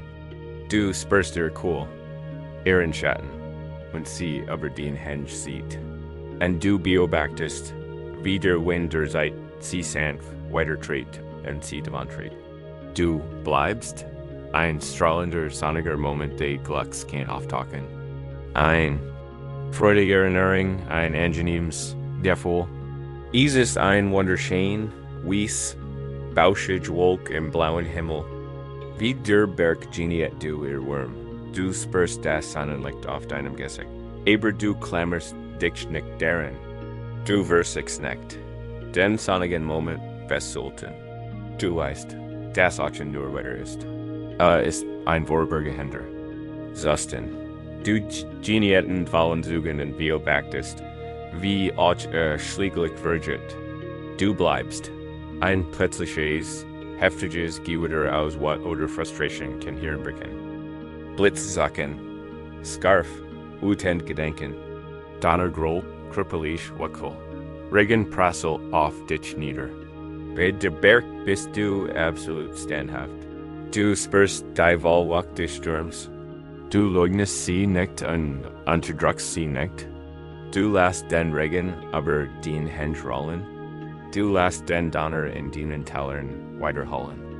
Aber du weißt MIT unerschütterlicher Gewissheit, dass der Sturm deinem Innersten nichts anhaben kann. Du bist Fels. Der Sturm ist nur Energie, die hindert strömt. Und du weißt aus Millionen Jahren Erfahrung, dass vorüberziehen wird. Du. BLEIBSD was auch immer gut erwähnt in deinem Kopf. Auftaucht. Eine Erinnerung, ein Empfinden, ein Gefühl, ein Plan, ein Zweifel. Betrachte dies als Wolk. Gib ihm eine Form, eine Farbe, eine Struktur. Beobachte dies einfach wie den Berg. Lass es kommen. Lass es sein. Und lass es gehen. Ihr eigenes liegt nicht bei der vorbeiziehenden Wolk. Ihr Identität bei dem Riesigen. Stablen, Sillenberg, der Zuge von allem ist, dies ist. Ein Frieden, der alles umfassen kann. Kann Freude umfassen. Kann Trauer umfassen. Kann what umfassen. Kann Angst umfassen. Dieses kein zerbrechlicher Frieden, der perfekt Bedingungen bracht. Es ist ein mächtiger, unverwüstlicher Frieden, der in der Wahrheit Dienstseins gründet, wenn du in einen tiefen, erholsamen Schlaf leidest, bleib wie der Berg. Lass dich woken deiner Gedanken und dein letzten Rest Dienstags vorbersehen. Du bist die still, majestatisch Präsenz, die Els in Sichtstreit. Du bist unermesslich. Du bist still, und du bist zutiefst in Frieden. Das Wetter wird sich enduren. Der Berg bleibt. Ruhe jetzt, großer Berg, Ruhe. Wir haben unseren inneren Berg gefunden, einen unerschütterlichen Kern unseres Wesens, der die wechselhaften Wetterlagen unseres Geistes miterlebt. Das gibt uns ein tiefes Gefühl von Stabilität, einen Ort der Ruhe inmitten des Aufruhrs. Trotz all seiner Kraft kann sich ein Berg manchmal einsam und isoliert anfühlen. Unser Gefühl des Friedens zu vervollständigen, brauchen wir nicht nur die Stabilität des Berges, sondern auch die Verbindung des Walds. Wir müssen uns nicht nur stabil, sondern auch geerdet fühlen. Wir müssen uns nicht nur friedlich, sondern auch gengert fühlen. Und davor wenden wir uns vom Steigen der Berges, dem Holz, der Bäume zu. Wir lernen, unsere Aufmerksamkeit noch anzurichten, tief in die Erde, das verborgene Netzwerk von Wurzeln zu finden, das uns wahrhaftig trägt. Nährt und allem Leben Verb ein NDT da in einem großen Wald wachsen Boom aller Art. Ho! Wuschern Kiefern wachsender San, Endigen, en Jüdig schlank Birken tanzen im Wind. Stark, Stolz Eichen, standen da. Dies jungen Boom wären voller Kraft und Leben, ihr Blätter leuchten grün, en ihr Blick war nu zum Himmel, die da die Osi. Mitten im Wald, stand ein Baum, der anders war. Es war ein uralter Banyanbaum, so alt, dass niemand sein Alter kennt. War nicht der höchste Baum, sein Stamm war norig und dick, eingefleckt aus verderter Rind und holzigen Zinnen. Sein Äste ragten nicht nur nach oben, sondern auch nach außen und dann nach unten. Sie liegen Wurzeln fallen, die sich in die Erde zurücksagen, neue Stem bildeten und einen kleinen Wald bildeten. War weniger ein einzelner Baum. Als vielmehr ein lebendig Kathedral. Sein Krone war so breit, dass sie darunter ein eigenes Wettersystem schuf. Einen Raum aus kühlem, gesprenkeltem Schatten und tiefer Still. Eines Jahres fegt ein goldiger Sturm, ein Taifun von unvorstellbar Kraft durch die Region. Vor die Landschaft grundlegend.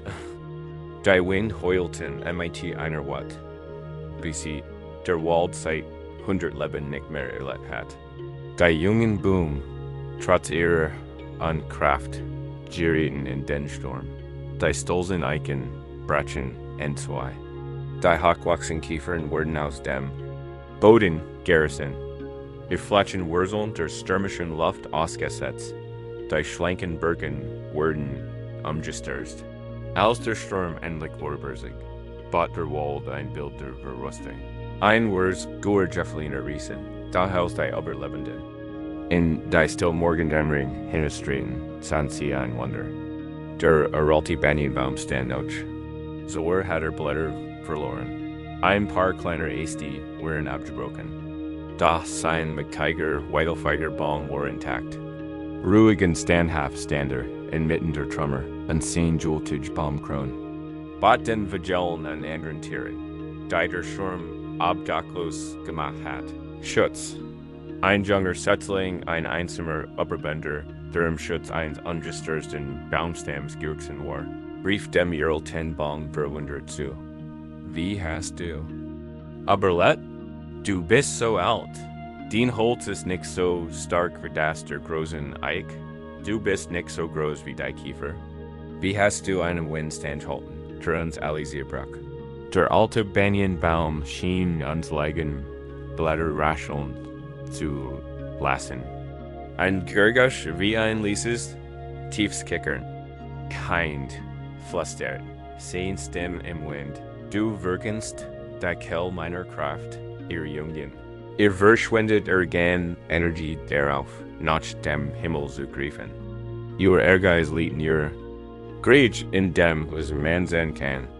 Ihr kämpft die San, und das ist ein gut jugendlich Energie. Aber ihr vergisst, was ihr geheilt. Ihr vergisst die unsichtbar Heilft eures Lebens. Mein Stärk, vor der Baum fort, liegt nicht in meinem Stamm. Sie liegt nicht in meinen Geisten. Sie sind dies, die dem Schirm trotzen. Mein Moor, Stärk liegt in meinen Wurzeln. Für jeden Ast, der sich dem Himmel entgegenstreckt, habe ich ein Wurzel tief in die Erde gestrickt. Für jedes Blatt, das sich der Sonne öffnet, trinkt ein winziges Wurzelhaar aus der dunklen, stillen Erde. Ich habe Jahrhundert damit verbracht. Nicht nur in die Hut zu wachsen, sondern auch in die Tief. Mein Wurzeln sind breiter als mein Blatterdach. Sie reichen tiefer, als du dir vorstellen kannst. Aber mehr noch, suchst du der Ambient-Baum. Mein Wurzeln sind nicht allein.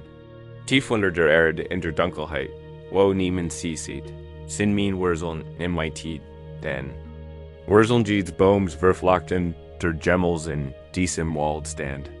Ich halt die Hand deiner Vorfahren. Ich schöpf Kraft aus der Erinnerungen der Eichen und der Weisheit der Kiefern, die lange wie über dir herstanden.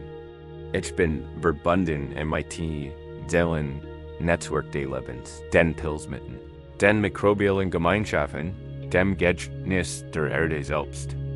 Der Schirm kann mich nicht bügen, weil den gesamten Wald, die Lebenden und die Toten, nicht bügen kann. Kann die Erde selbst nicht bügen. Ich habe dem Sturm nicht als einzelner Baum getrotzt. Ich habe ihm als Wald getrotzt. Deines. Gleichnis lehrt uns ein wichtige Lektion über das Wesen wahren Friedens und wahrer Stabilität. In unserer modernen Welt werden wir oft ermüdet, wie die Jungboom zu sein. Wir konzentrieren uns auf das Sichtbare, unsere Leistungen, unseren Status, unser Aussehen.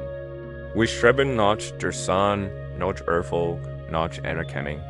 Da, wenn uns die großen Stürme des Lebens treffen, ein Jobverlust, eine Scheidung, eine Krankheit, ein tiefpersönlicher Kreis, reicht unsere sichtbare Stärke oft nicht aus. Wir fühlen uns enttäuscht und hin und her geworfen, weil wir die andere Hälfte unseres Lebens vernachlässigt haben. Wir haben vergessen, Wurzeln zu schlagen. Was sind diese Wurzeln? Sie sind alles, was unter der Oberfläche Erde innert.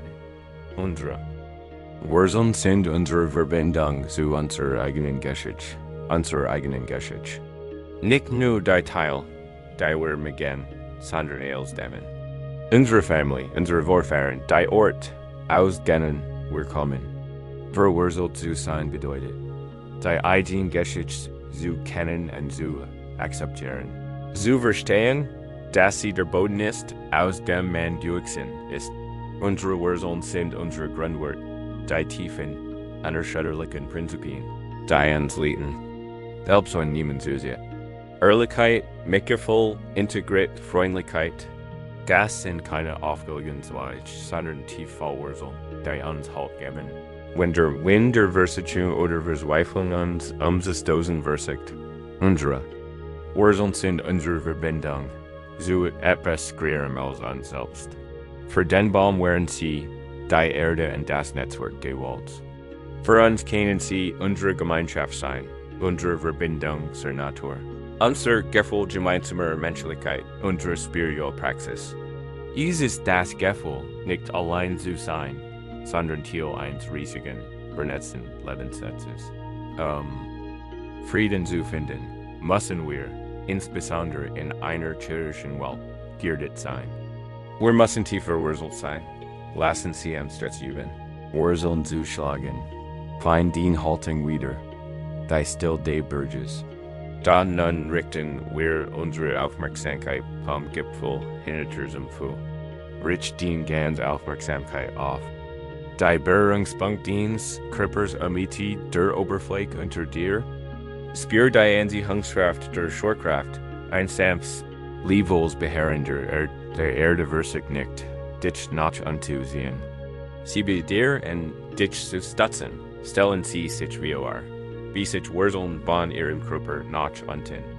Erstrecken, stellen Sie sich wie wie fein silberweiß Wurzelhaar von der Basis Ihrer Wurzelball, von Ihren Fühlen, von jedem Kontaktpunkt aus, zu sprechen beginnen. Sie dringen Mihilos in den Boden, durch das Fundament der Guts und tief in den Dunklen. Fruchtbaren Boden der ein is gibt keinen Kampf. Die Erde heißt dich willkommen. Der Boden ist weich und nachgiebig. Spür, wie sich dies Wurzeln immer tiefer ausbreiten. Sie bügen sich an durchgrabender Geschichte vorbei an solchen nach dem tiefen, stillen, stablen Mittelpunkt. Wenn die Wurzeln tiefer dringen, beginnen sie ein Gefühl der Geborgenheit und tiefen Stabilität. Spür wie die Energie der Erde durch diese Wurzeln in den Körper flieht. Es ist ein langsam, ruhig, stetig Energie. Es ist nicht die wild Energie des Sturms, sondern die tief, still, unerschaffliche Kraft der Planeten selbst. Lass diese erdige Energie den Bein, den Rumpf und den Arme erfüllen. Spür, wie sie dich erdet, fest und unerschütterlich macht. Stellen Sie sich wie Ihre Wurzeln breiten sich horizontal durch den Boden aus. Und wenn sie sich ausbreiten, treffen sie auf andere Wurzeln. Es sind die Wurzeln Ihrer Familie, Ihrer Vorfahren. Sie müssen wieder in Namen noch Ihre Geschichten kennen. Fühlen Sie einfach die Verbundenheit mit der Schur gebracht hat. Ihre Wurzeln verfolgten sich sanft mit Ihren. Sie stehen Kraft aus Ihren Kiebem fan, Ihrer Widerstand wegen Ihrer Liebe. Sie sind keine Einzeln. Sie sind Teil eins, langen tiefen Stammbaums. Die Wurzeln breiten sich immer weiter aus. Sie verbinden sich mit den Wurzeln deiner. Freund deiner Gemeinschaft und den Menschen, die dich unterstützen und sich dich kümmern. Spür, wie dich dieses Netz der Verbundenheit trägt. In schwierigen Zeiten kannst du von dieser gemeinsamen Kraft profitieren. Ein Netz der Liebe heilt dich zusammen. Schicklich breiten sich die Wurzeln so weit aus, dass sie sich mit den Wurzeln der gesamten Menschheit, allen Lebewesen auf diesem Planeten, verbinden. Mit den Wurzeln der großen Boom, den Meiselnetzwerken, der Pilz, den tiefen Wurzeln, der Berg selbst. Du bist mit dem gesamten Netz Lebens. Du bist ein einzelnes, wunderschönes Blatt in einem Baum, der so groß ist wie die Welt. Ruhe in diesem Gefühl. Dem Gefühl, tief verwurzelt, tief verbunden und bedingungslos gehalten zu sein. Spür die Stillkraft, die nicht vom Druck, sondern von der Erde kommt. Spür den Frieden, der nicht dadurch entsteht, dass du über allem stehst, sondern dadurch, dass du tief mittendrin bist. Die Sturm werden kommen, die Wind werden wehen. Aber sie können dich nicht bügen, denn sie können nicht die ganze Erde bügen. Du stehst dem Leben nicht allein gegenüber. Du stehst dem mit der Kraft all deiner Beziehungen gegenüber. Mit der Stabilität der Planeten, mit der Tiefen, stillen Weisheit der Wurzeln. Wann immer du dich ängstlich, verloren oder haltlos fühlst, kehrst du dieser Übung zurück. Verbind dich mit deiner Quelle. Du wirst feststellen, dass der Frieden, den du suchst, nicht im Himmel über dir liegt, sondern in der Erde unter deinen Füßen und geduldig auf den Heimkehr wartet. Wir haben uns geerdet unsere Wurzeln tief, in die Erde geschlagen und eine Kraft gefunden, die auf Verbundenheit und Stabilität beruht. Dies Praxis verankert uns und verhindert, dass die Sturm des Lebens uns entwurzeln. Da was tun wir mit dieser gierigen Energie.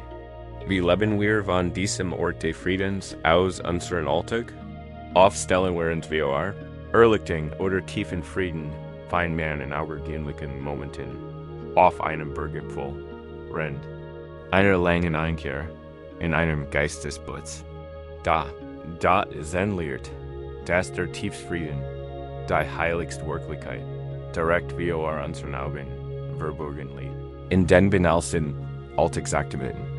Das Geheimnis liegt nicht darin, besondere Momente zu suchen, sondern unsere alltäglichen Momente durch die Qualität unserer Aufmerksamkeit besonders zu machen. Ein großer und mächtiger Wordenträger, ein Gouverneur der Provinz, hört einst, Geschichten von einem Zen-Meister, der in einem bescheidenen Tempel im Wald lebt. Dem Meister wurde tief Weisheit nachgesagt, und der Wordenträger, belastet durch die schweren Stadtangelegenheit, beschloss, ihn aufzusuchen. Riesstagling mit seinem Gefällt und wurde bei seiner Ankunft im Tempel in ein groß Hallegeffert zu werden.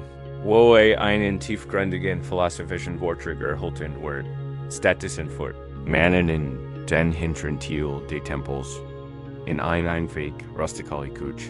Dort traf den Meister, einen alten Mann in abgetragener, geflickter Robe, bei einer ganz alltäglichen Tätigkeit, wasch Reis für das Abendessen. Der Meister stand über einem hölzernen Wasserbadach. Sein Hand bewegten sich durch die trübflüssige Ruten und spalten die kleinen Weigenkrinner vorsichtig. Willig in sein Aufgabverdieft. Seine Bewegungen waren wieder hastig noch langsam. Sie waren einfach, direkt und von stiller Anmut. Der Wordenträger stand da und wurde immer ungeduldiger.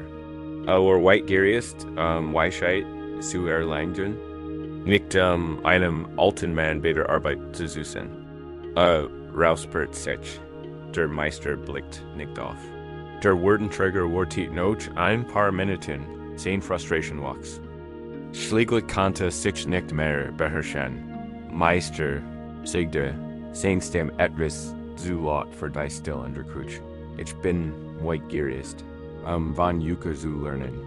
Ich habe Fragen zum Wesen der Realität, die, wie ich meine, wohlgerecht regieren und in einem Leben voller Verantwortung Frieden finden kann.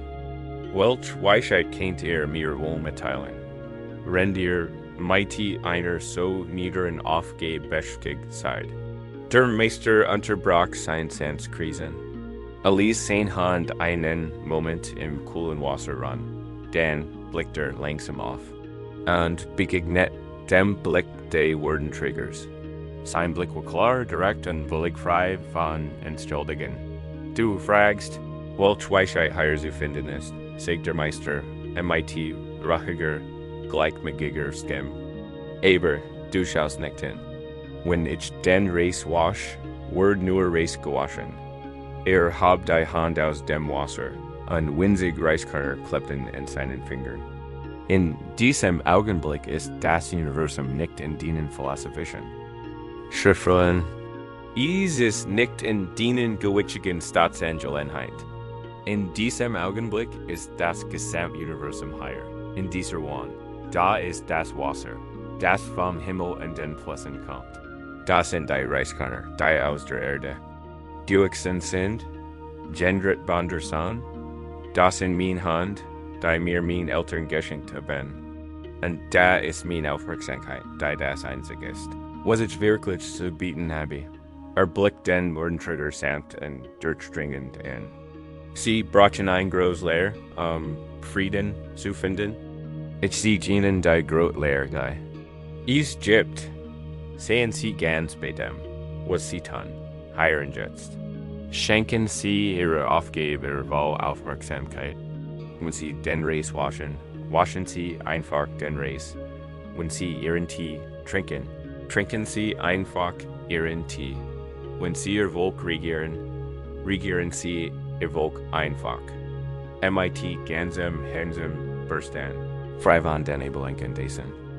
Was wir oder sein King, Der Frieden, den sie suchen, schloss der Meister an seine Aufmerksamkeit wieder daran zu. Liegt nicht in einem zukünftigen Moment des Verstands. Ist im Herzen des Augenblicks des Handelns verborgen. Der einzige Grund, warum sie in nichts ist, dass sie in Wunders suchen. Der Wordentrigger stand sprachlos da. Die schlicht direkt Wahrheit der Wort des Meisters durchbrach all seine komplexen Vorstellungen von Spiritual.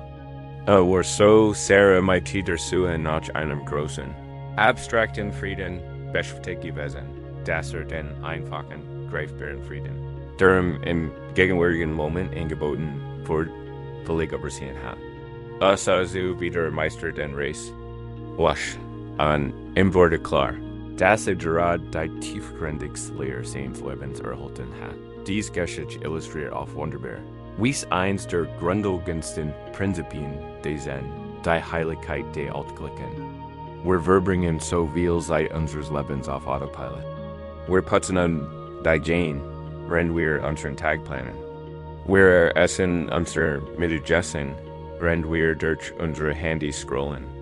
Wir fahren Auto, wenn wir in Tagträumen versunken wir sind körperlich anwesend, aber unsere Gedanken, unser Bewusstsein sind ganz woanders. Wir betrachten den gegenwärtigen Moment als Sprungbrett zu einem zukünftigen Moment, von dem wir glauben, dass wichtiger sein wird. Und dabei verpassen wir unser ganzes Leben. Die Metaphor der einfachen Mahlzeit stellt diese Möglichkeit dar. Jede alltägliche Handlung, Geschirrspülen, Wasch zusammenlegen, Schuh binden, Gemüse schneiden, ist eine Einladung, zu sich selbst zu kommen. Es ist eine Chance, sich daran zu üben, ganz lebendig zu sein. Frieden ist keine Belohnung, die man erhält, nachdem man alle seine Aufgaben erledigt hat. Frieden ist die Qualität der Aufmerksamkeit, die man schenkt zu den Aufgaben. Bei dieser Praxis geht es nicht darum, ein alltäglich Aufgabe spirituell zu machen. Es geht darum, die Spirituelle zu entdecken, die bereits innewohnt. Wenn du besten voll Aufmerksamkeit schenkst, sagst du im Grund dem Universum, dieser Moment zählt. Diese Handlung ist meins Ganzen. Seinswürdig. Das ist ein EKT der Liebe. Und in diesem EKT der liebevollen Aufmerksamkeit findet man Frieden. Üben wir MIT einer einfachen Mahlzeit direkt hier in unseren Gedanken. Lasst den Körper zur Ruhe kommen. Lasst ihn atemfrei sein. Und ich möchte, dass du dich in eine einfache alltägliche Handlung erinnerst, die du heute getan hast. Hol nichts Dramatisches oder Aufregendes. Hol etwas völlig Alltägliches. Vielleicht ist das Zubereiten einer Tasse Tee oder Kaffee. Vielleicht ist das Händewaschen. Vielleicht ist das Abschließen deiner Haustür, RW. Lehnt sie ein dieser Action aus. Und jetzt werden wir sie noch einmal erleben. Aber dieses Mal werden wir ihr Diewahl sanft und nicht werdend Aufmerksamkeit des Zen-Meisters schenken. Nehmen wir das Beispiel der Zubereitung einer Tasse Tee. Gehen Sie in Gedanken zurück zu diesem Moment. Sie sind in Ihrer Küche. Achten Sie zunächst auf die Absicht. Heikern Sie. Gehen Sie nun zum Schrank. Spüren Sie Ihr Fuß auf dem Boden. Achten Sie auf das Gefühl Ihrer Hand, wenn Sie nach der Schrank greift. Die Cool. Die Griffs. Du öffnest sie. Was siehst du? Eine Sammlung von Schachteln, Dosen, Bechern. Du suchst dir deinen Lieblingsbecher aus. Spür sein Gewicht in deiner Hand, sein glatt, cool Oberfläche. Du griffst nicht einfach nach einer Tasse. Du erlebst das Gefühl, genau diesen Becher in der Hand zu halten. Du nimmst dies im Wasserkocher. Du füllst ihn mit Wasser. Hör. Das Geräusch des fließenden Wassers, ein Geräusch, das du schon tausendmal gehört, aber vielleicht nie richtig wahrgenommen hast. Beobacht, wie das Wasser im Wasserkocher wirbelt. Du schaltest den Wasserkocher ein. und nun wurdest du. Da, ist kein Leers, ungeduldiges Worten. Ist ein präsentes Worten. Du hörst, wie der Wasserkocher zusammen beginnt, ein leises Grollen, Gas langsam in Hand lautstark zunimmt. Du lauscht dem Klang von Wasser, das durch Energie umgewandelt wird. Ist ein kleines alltägliches Wunder, sie erhalten den Teebeutel oder den lassen Tee, achten sie auf seine Farbe, seinen Duft, sie sprechen alle ihr Sinnen, der Wasserkocher schaltet sich aus. Die plötzliche Stille ist zugleich ein Gergusch. Du nimmst ihn in die Hand und spürst sein neues Gewicht und sein Wurm. Du gießt das heiße Wasser in die Tasse. Sieh so, wie der Dampf aufsteht und den Duft des Tees mit Teach treit. Sieh? So, wie das Wasser dunkler wird, wenn die Blätter beginnen, ihr Essenz freizugeben. Das ist Alchemie. Das ist Transformation, die direkt vor deinen Augen geschieht. Du lässt ihn sehen. Gib nur Belieben, Milch oder Zucker hinzu, und beobacht, wie sich alles auflöst. Dann hebst du die Wurmtasse in den Lippen, nimm den ersten Schluck. Du schluckst ihn nicht einfach herunter, du schmeckst ihn. Die Wurm, das Aroma, die Bitterkeit, die Suge. Du trinkst nicht einfach nur Tee. Du empfängst das Geschenk der Teepflanze, die Regens der Sonne, der Erde, alles in dieser einen einfachen TSSI, dat sie haben gerade ein banal 2 Minuten aufgeben. Die sie normalerweise automatisch erledigen in ein intensiv, multisensorisch, zen-minütig Meditation verwandelt. Sie haben nichts Mystisches Hintergrund. Sie haben sich einfach selbst also GEBRACT der Frieden. Gen sie spüren, liegt nicht in der Magie des Keys. Und das durch die vollkommene Gegenwart. Ist der Frieden eines Geistes, der nicht gespalten ist, nicht in die Zukunft rast oder in der Vergangenheit schwelgt, sondern zufrieden ist genau hier und jetzt zu sein. Nur den Resu waschen und den Tee zu trinken. Wenn du hier liegst und dich auf den Schlaf vorbereitest, kannst du diese mit den Empfindungen des Augenblicks üben, anstatt dich in Gedanken zu verlieren. Lenk die Aufmerksamkeit auf die einfachen, physischen Tatsachen deiner Existenz. Spüren Sie die Textur des Lekens auf Ihrer Haut. Spüren Sie das Gewicht der Decke auf sich. Spüren Sie die Kolde, Kissens unter Ihrem Kopf. Lauschen Sie den leisen Gerguschen der Nacht. Spüren Sie die sanft, rhythmisch Bügen Ihres eigenen Atems. Jedes Daven ist ein einziges Geschenk. Dies ist ein Tor zum gegenwärtigen Moment.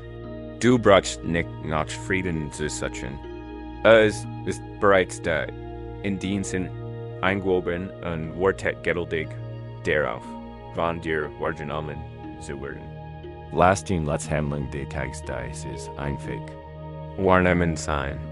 Lass sie sein stilles, denkbares Erdenken dies ist einfachen, günlichen und süß heiligen Augenblick sein. Wir haben gelernt, das Heilige im Alltäglichen zu finden und unsere Aufmerksamkeit den einfachen Dingen unseres Lebens zu widmen. Das ist ein kraftvolle Übung, Frieden zu finden. Da rennen wir in dieser stillen Gegenwart beruhen. Werden wir uns beleidigt bestimmter Respekt unser Selbstbewusst, die uns nicht so leicht fallen. Es gibt Teil unserer Persönlichkeit, unser Geschichte, unser Gefühl, die wir als inakzeptabel erachten. Unsere Wut, unsere Eifersucht, unsere Angst, unsere Scham, unsere Gier, das sind die Teile von uns, die wir zu verlohnen. In die Dunkelheit zu drängen und so zu tun, als existierten sie nicht. Diese Ansammlung verleugneter und unterdrückter Teil nennt der Psychologe Carl Jung an.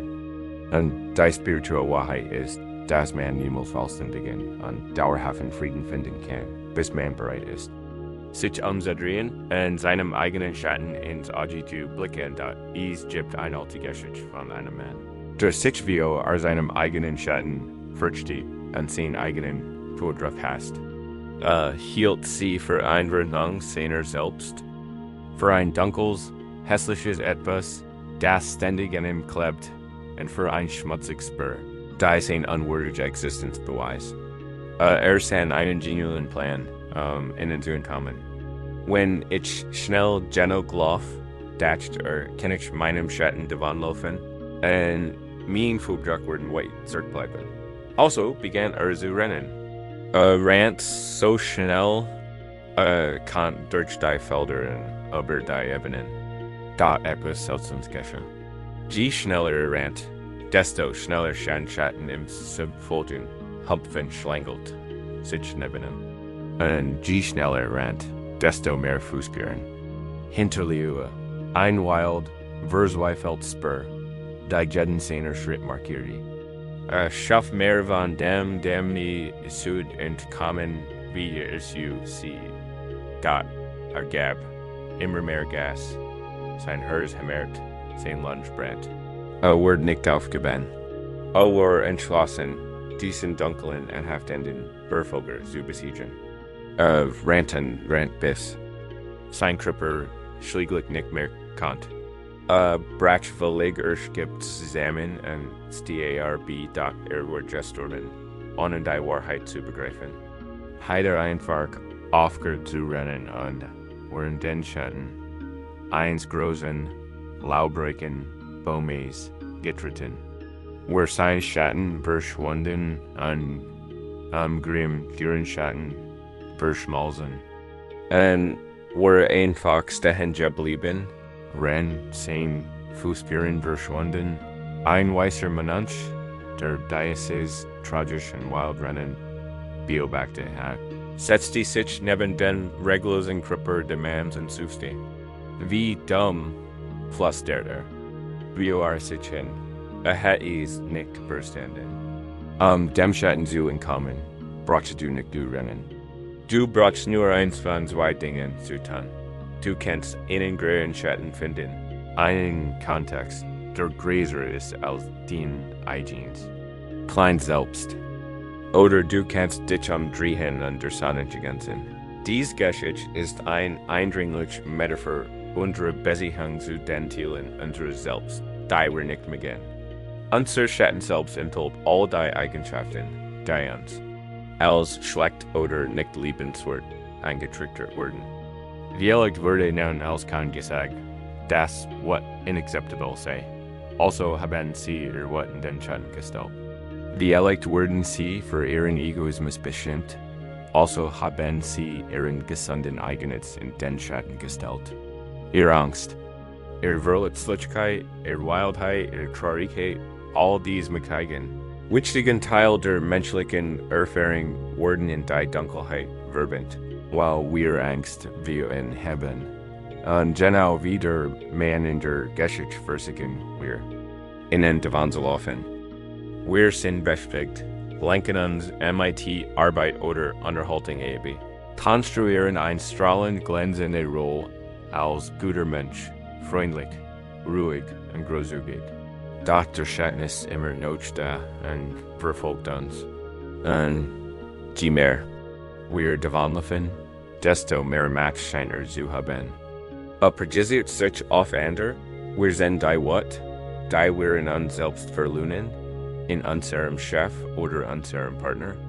In Stresssituationen bricht aus ein plötzlicher, schockierender Wutausbruch. Manifestiert sich als Depression oder Angst. Die lasst all dieser unausgeleiteten Energie, die auf uns lastet. Das hektisch Rennen macht uns krank, die Weisheit. Der Monks weist auf zwei Wege der Heilung und Integration hin. Der erste ist, einen größeren Schatten zu finden. Das bedeutet, den eigenen Schatten in den Kontext der kollektiven menschlichen Schattens zu stellen. Dies ist ein mitfühlend Erkenntnis, das Wort, Angst und Selbstzucht nicht ein persönlich Beschämungsfehler. Sie gehören zum Menschsein, jeder fühlt sie. Den eigenen Schatten zu akzeptieren bedeutet, die eigene Menschlichkeit zu akzeptieren. In diesem gemeinsamen Schatten unserer Menschlichkeit fühlt sich unser persönlicher Schatten weniger monströs und weniger tolerant. Der Zweit, noch direkter Weg ist, sich der Sonne zu wenden. Geistes ist in dieser Metapher des liegt dient eigenen Bewusstsein, Liebevollen, Gehorsehens. Sie ist das liegt radikaler Akzeptanz. Anstatt wie dem Schatten davon zu laufen, bleibst du stehen, du drehst dich, du schaust ihn an, und du strahlst. Das liegt deiner wortfreien Aufmerksamkeit darauf. Das erstaunliche Paradoxon ist, dass sich ein Schatten Eigenschaft verwandelt, wenn sie dem Licht der Erkenntnis begegnet. Being steigend monstries Qualität sich auf. What begegnet sie mit Luvaler Erkenntnis? Offenbart die tiefe Wahrheit dahinter. Ein Berschertin Grenz, ein tiefes Gefühl der Ungerechtigkeit, ein leidenschaftlich. Liebst du etwas Bedeutung? Angst begegnet sie mit Offenbart, was sie wirklich schätzen und schätzen wollen. Gier offenbart einen tiefen Hunger nach Leben und Erfahrung. Der Schatten ist nicht wie sie. Ist einfach unerkannt Lebensenergie. Birgt ihre Kraft, Friede ihre Authentizität. Frieden zu finden, müssen sie in zurückschrennen, lassen sie uns üben, und ganz sanft dem Schatten zu wenden, liegt higher in der stillen Dunkelheit. Dein selbst ist ein Artschatten, ein sanft Dunkelheit, die zur Selbstbeobachtung einlädt. Lenk die Aufmerksamkeit auf deinen Körper. Und ich möchte, dass du einen Schattenaspekt von dir einlädst, sich zu erkennen zu geben. Du musst nicht nach deinem tiefsten, dunkelsten Demon suchen. Beginn einfach mit einem kleinen. Vielleicht ist dies ein Gefühl von Need, das du hattest. Oder ein Anflug von scharfer Kritik gegenüber Jemandem. Oder ein Hotch von Unsicherheit. Wollen sie eins dieser Gefühle, das sie normalerweise versuchen, zu verdrängen oder zu ignorieren. Jetzt anstatt zu rennen, bleiben wir stehen. Wir wenden uns dem zu, wir nicht zu ihm, sondern schauen diesem Schatten Bior, deinem geistigen Audio, eine Form. Ist dies ein Noten in deinem Magen? Ein dunkler, schwerer Mantel über deinen Schultern. Einsammelnd aufgeregt Energie. In deinen Gliedern, gib ihm einfach eine Form. Unser erster Instinkt ist, sich zu schrecken und zu verteilen. Oh, das ist so hässlich. So, sollte ich mich nicht fühlen, acht auf diese Reaktion. Das ist der Lufer. Für diese Übung machen wir das Gegenteil. Wir lassen die Sonne unseres Bewusstseins darauf scheinen. Stell dir das warm golden. Licht der Sonnenviewer, das Licht reinen. Liebevollen, wortfreien Bewusstseins. Und lass dieses Licht direkt auf die Schatten just scheinen. Dieses Licht hat nicht die Absicht, sie zu reparieren oder beseitigen. Ich sage einfach, ich. Sehe dich, du darfst higher sein. Du bist ein Teil von mir. Was passiert, wenn du dieses Licht der Akzeptanz auf den Schatten wirfst? Sei neugierig. Oft beginnt der Schatten weicher zu werden. Der angespannte Noten lockert seinen Griff. Der Schwermantel wird etwas leichter. Last. Und nun mit im Kommunisieren. Frag den Schatten, mit aufrichtiger Neugier. Was willst du mir higher sagen? Was brauchst du? Welche Weisheit hältst du für mich bereit? Frenzy auf die Antwort. Sie kommt vielleicht nicht in Worten, sondern in einem Gefühl, einem Bild, einem tieferen Verständnis. Wenn dieser Noten die Needs auf das Licht trifft, flüstert vielleicht, ich bin higher, dir ein tief Sehnsucht in deinem eigenen. Herzen zu sagen, da du nicht anjustenden hast, dieser Mantel der Unsicherheit kann sagen, ich bin higher. Dich daran zu erinnern, sanft zu dir selbst zu sein und daran zu denken, dass du, so wie du bist, lieb wert bist. Dieser Anflug von Verurteilung gegenüber anderen kennt, wenn lugt Wort offenbaren, ich bin higher, dir ein. Eins zu sagen, da du in Bezug auf dich selbst hast. Du urteilst über andere, was du in dir fürchtest. Der Schatten ist kein Feind, ist ein Boot aus den Tiefen deiner Psyche. Bringt Geschenk, doch dies sind in Furchteinflugens. Papier eingewickelt. Das Geschenk anzunehmen, must du bereit sein. Dem boten mighty mut en lieb zu begegnen, tauch diesen Tiel von dir weiterhin in Worms. Bedingungslos is licht, betrachten nicht als Makel, sondern als einen verlorenen Tiel deiner eigenen Energie, der nach Integration schreit. Stell dir vor, du pfeffnest den Arme und nimmst ihn wieder in den ganzes Riesen auf. Spür dabei, wie du fester, authentischer und vollständiger wirst. Du verschwendest keine Energie mehr mit dir laufen. Du gewinnst diese Energie zurück dich. Selbst du in die in dort Frieden ist nicht die Bosenheit von Schatten.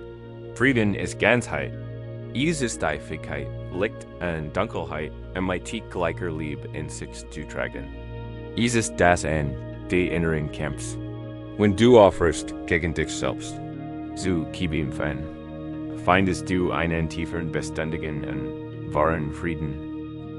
Wir haben uns mutig dem Schatten gestellt und uns mit liebevoller Achtsamkeit den Zielen unserer selbst zu drohen, die wir verleugnet hatten. Dieser AKT der Integration bringt ein tiefes Gefühl von Ganzheit und innerem Frieden, da wir nicht länger mit uns selbst im Streit liegen.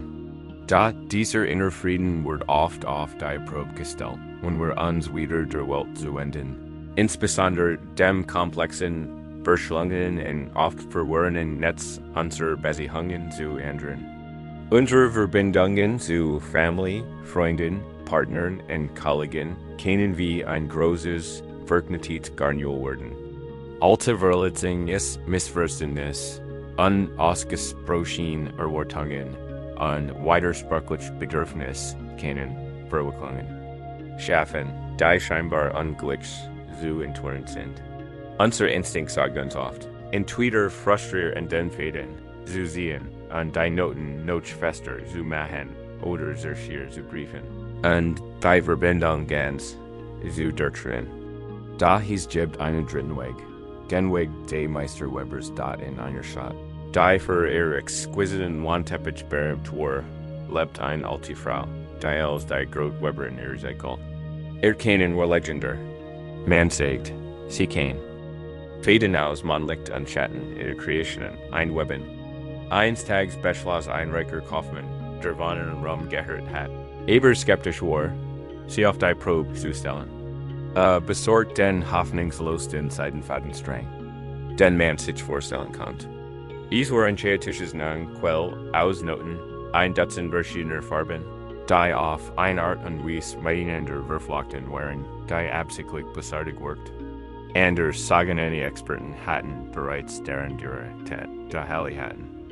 Verzweifelt GEBE und der Kaufmann brach dieses verworren Unglück in die Werkstatt der alten Webers. Man sagt, du bist der Grote Weber im ganzen Land, sagte grinsend.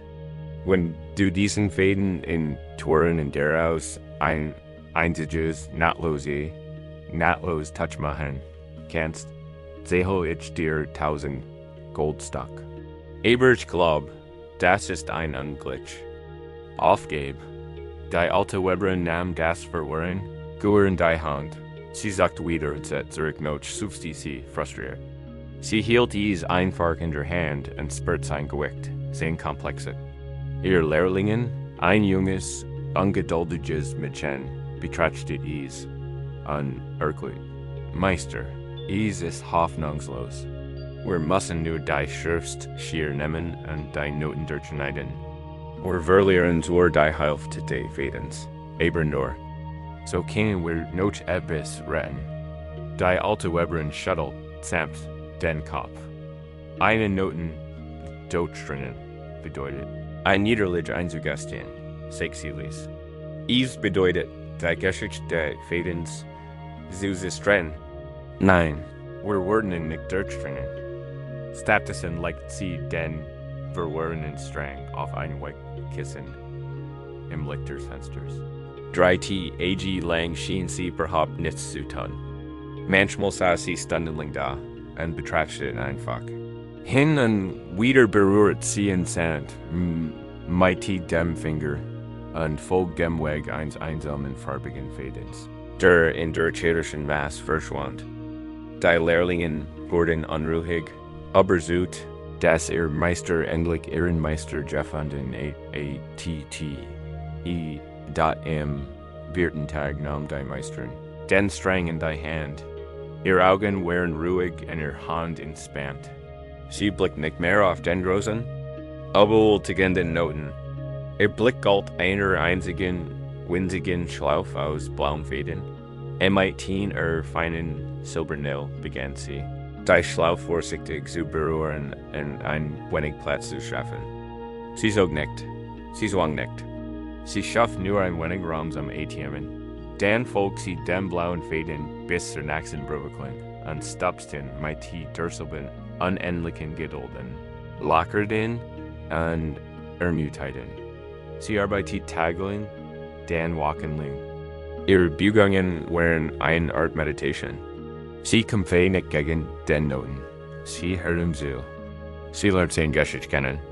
Sie sagt zu ihren Lehrlingen, ein Noten ist kein Fehler. Ist nur ein Fäden, der einen schwierigen und komplizierten Weg zurückgelegt hat. Sein Ende zu finden, musst du sein resehren. Du musst seinem Weg mit Respekt folgen, nicht mit Gold. Langsam, wie durch ein Wunder, begann sich der Groß. Dich bald Chaos zu lassen. Elsie, einen Fäden lässt die offenbart sich der Weg zum nächsten. Was wie ein mutendes und glitches Gur ausgesehen hat. Top sich als ein komplexes, überlogisches System aus Drehungen und Wendungen. Schließlich kam der Tag, an dem sie die allerletzte Schlaufe LASD und die bunten Fäden fielen. Zu einem weichen, schimmernden Haufen zusammen, jeder einzeln ganz und ungebrochen.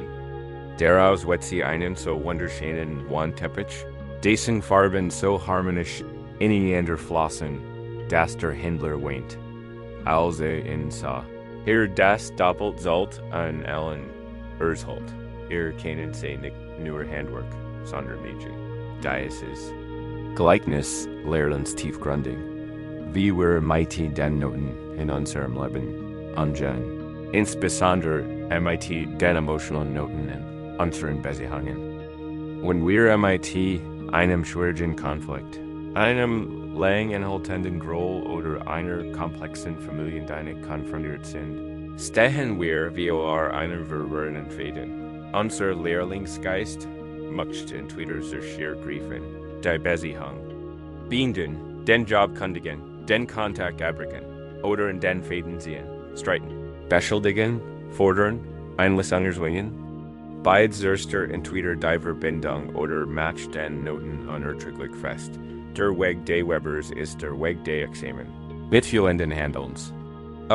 Basiert auf mehreren Grundprinzipien. Erst Prozent und Beobachtung. Der Weber sah Tageling. MIT dem Noten da und betrachtet ihn einfach. Bevor wir ein Problem lösen können, müssen wir bereit sein, uns damit auseinandersetzen, ohne sofort zu reagieren. Wir müssen die schwierige Beziehung mit klaren Blick und ohne Verurteil betrachten und der ganz komplexe RKI, NNI, NWEWE. Geduld der Weber was, dass sich dies nicht in einer Stunde lösen wird. Tief verurteilte emotional Noten. Die sich oft aber ja gebildet haben, lassen sich nicht in einem einzigen Gespräch. Frieden in Beziehungen entsteht durch die Verpflichtung zu einem geduldigen, langfristigen Prozess. Dritt, sanft, fokussiertes Handeln. Sie hat nicht den ganzen Noten auf einmal gelöst. Sie hat einen kleinen, praktikablen Noten gefunden. Was ist da ein kleines Sache, die man in einem Konflikt tun kann? Nicht das ganze Problem lösen, sondern nur ein bisschen Raum schaffen. Kann man 5 Minuten lang suchen, ohne zu unterbrechen? Kann man sich kurz und aufrichtig für seinen Anteil entschuldigen? Kann man ein klein freundlich Gest machen? Das ist das Sanftsondieren mit der silbernen Nadel. Viertens den Weg ehren, dat der Weber sagt. Ein Noten ist ein Fäden. Der einen schwierigen Weg zurückgelegt hat. Unsere Konflikte sind gleich. Sie haben ein Deschicht. Sie zu entweren, müssen wir dies Geschichte respektieren. Wir müssen verstehen, wie der Noten genutzt wurden, die Verletzungen, die Angst, die Bedürfnis, die zu diesem Quell geführt haben. Das erfordert Empathie und die Bereitschaft, gen Weg die anderen zu sehen. Nicht nur unseren ihn dort lassen sie uns jetzt üben, zum Weber zu werden. Machen sie sich auf einen verwirrten Noten in ihrem Leben aufmerksam. Es kennt ein schwierig Beziehung, ein Wiederkennungsproblem bei der Arbeit oder ein komplexer innerer Konflikt in ihnen selbst sein. Wollen sie etwas, das sich verworren und festgefahren anfühlt, stellen sie sich dieses Problem als einen großen, chaotischen. Verdenkt Neo, ver. Spüren sie die Frustration und Überforderung, die damit einhergehen kann. Das Gefühl, das ist unglücklich. Nehmen Sie nun die Haltung der Meisterweber ein. Sie sind nicht hier, zu kippen werden. Sie sind hier, zu verstehen. Legen Sie den Noten und Gedanken auf ein weiches KISSEN. Dort lasse ich es für einen Moment einfach. Mal eingehen, betrachtet es ohne Verurteil. Sie all die bunten Fäden, den Gefühl der anderen, die Vergangenheit, die Missverständnis. Beobacht els, MIT ruhiger, raumgreifender Aufmerksamkeit. Du wirst dies nicht sofort lesen. Du wirst einfach nur präsent sein. Lassen Sie nun das überwältigende Bild der ganzen Noten los. Fragen Sie sich, wo ist ein klein, praktikabel? Schlaf? Wo ist der kleinste Einstiegspunkt? Was ist der kleinste, sanfte und mögliche Schritt, den ich machen kann? Wie erlegt ist der Noten ein Kommunikationsding einem geliebten Menschen. Die funktionsfähige Schlaf kennt eine Absicht sein, beim nächsten sein, beim nächsten Gespräch wirklich zuhören. Es kann ein Kursnachricht sein, die besagt, ich denke dich, ohne eine Antwort zu bändigen. Wie erlegt ist der? Noten ein Gefühl der Überforderung bei der Arbeit. Die praktikable Lesung lautet nicht, mein gesamtes Karriereprobe lassen, sondern ich werde mir heute 10 Minuten Zeit nehmen, nur meinen Schreibtisch aufzuräumen. Identifizieren. Sie dies klein samt handeln. Sie sollte sich möglich anfühlen. Sie sollte sich freundlich anfühlen. Das ist ihr Silbernetto, da sie ILLIT sich nennen. Tiefer in dies kleinen Action aus. Stellen Sie sich VOR. Sie führen die Nadel vorsichtig in die winzig Schlaf ein. Und schaffen so ein kleines Stück Raum. Stellen Sie sich das Gefühl der Erleuchtung vor. Das sich daraus ergibt, so klein es auch sein mag. Sie haben das Problem noch nicht gelöst. Aber Sie haben den Prozess begonnen. Sie sind gar einem. Zusten frustrierter, lang zu einem zusten geduldiger, gestrikter Auseinandersetzung übergegangen. Der Frieden, den wir in unseren Beziehungen, komplexen Lebenssituationen suchen, ist nicht der Frieden eines Lebens ohne Noten. Es ist der Frieden, den wir finden, wenn wir wissen, wie man MIT den Noten umgeht. Es ist das Vertrauen, das aus der Silberndel der Achtsamkeit an einem Herzen voller Webergeduld erwächst. Es ist das Vertrauen, das selbst das Verwirrens Durcheinander nur ein Ensembling von Fäden ist, die auf ein freundlich Wissen, geduldig Handworten, die ihnen hilft, wieder in Harmonie zu finden, wenn du hier rust, betracht den. Verwirrende Situation in diesem neuen Licht. Sie ist kein Feind. Sie ist kein Zeichen der Versuchens. Sie ist ein heiliges Webprojekt, das dir das Leben geschenkt hat. Und du hast das Geschick, die Geduld und die Weisheit, dich damit auseinandersetzt, ein Zartschleif nach der anderen. Vertrau darauf, dass du der Weber bist, und das ist ein kraftvoll, friedvoll Erfahrung. Wir haben den Weg des Webers. Erkannt und gelernt, die komplexen Noten unseres Lebens, MIT Geduld und behutsam Geschick umzugehen. Das lehrt uns, MIT Schwierigkeiten umzugehen. Da was es MITlen von uns, die wir nicht aus Komplexes zu lassen das Problem, sondern als einfachen, dauerhaften Merkmal betrachten. Wir haben das Thema mit dieser bestimmten Titas bereits angesprochen. Ebers lohnt sich aus einem anderen Blickwinkel darauf zurückzukommen. Wir alle haben Aspekt unseres Wesens, die wir als unsere Schwachheiten zeigen. Unsere Unvollkommenheiten, unsere Schwachen und Feinden. Wir schämen uns davor, wir entschuldigen uns davor und wünschen uns, sie würden verschwinden. Wir glauben, dass unser Nutzen und unser Wert nur in unseren Stärken, in unserer perfekten Tat liegen. Doch das Universum hat oft ein, in der beherrschenden Ökonomie, in der unserer vermeintlichen Fälle, die verborgen Kell unerwarteter Need sein kann, in einem kleinen Dorf in Indien lebt ein alter Wasserträger. Jeden Tag macht den langen Weg von seinem Haus zum Wiederzurück, das Haus seines Herrn mit Wasser zu versorgen. Trug das Wasser in 2 großen Tankrigen, die Jewels in einer langen Holzstand hingen, der über seinen Schultern balanciere. Einer der Tiefe war perfekt. Gott verarbeitet stabil und hielt das Wasser, ohne einen einzigen Tropfen zu verschütten. In der langen Regius kam stets Veränderung im Haus des Meisters, und der an der Top hingegen hat einen langen, feinen Riss in der Seite. Stand schon seit Jahren dort, und auf dem Rückweg vom Fluss legt langsam, aber stetig, bis der Wasserträger sein Ziel erreicht, wo der gesprungen Top stets nur halbvoll. 2 Jahre lang ging das täglich so. Der perfekt Top war sehr stolz auf seine Leistungen. Hat das Gefühl, sehr perfekt für seine Begegnung, effizient und fehlerlos. Der Zebra-Schein Top hingegen schämt sich zutiefst für seine Unvollkommenheit.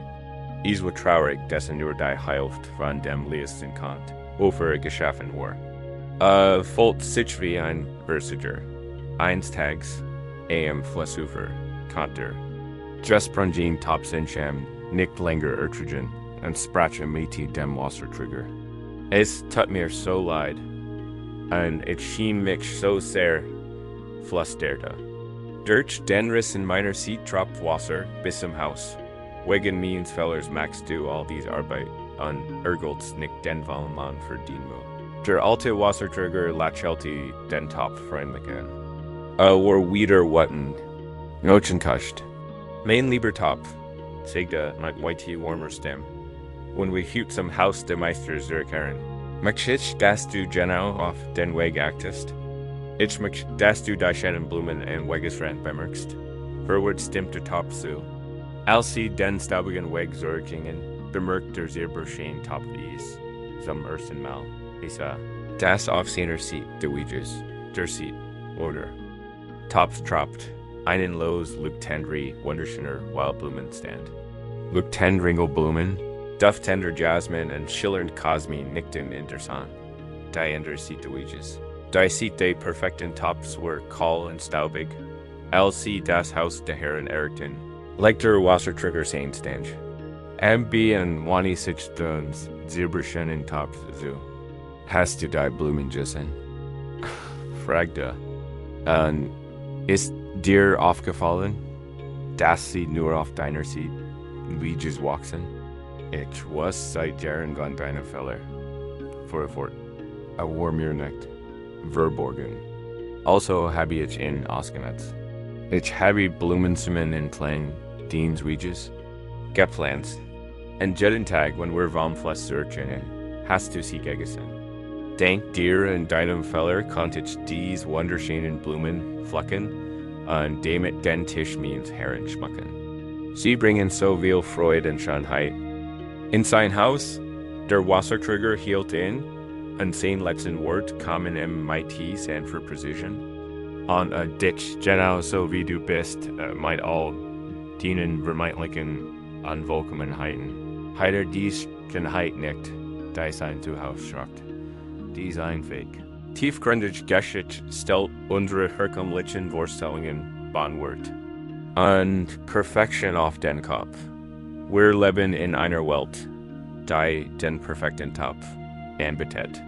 Wir streben nach Effizienz, Fehlerfreiheit und Produktivität. Wir glauben, unser Wort liegt darin, ein wahres Maße liefern, ohne das es tropft. Und wenn wir unsere eigenen Schwachstellen entdecken, unsere Verletzlichkeiten, unsere Empfindlichkeiten, unsere Ängste, unsere unkonventionellen Lebensweisen, unsere vergangenen Traumata, die es Burn hinterlassen haben, wir haben das Gefühl zu versagen.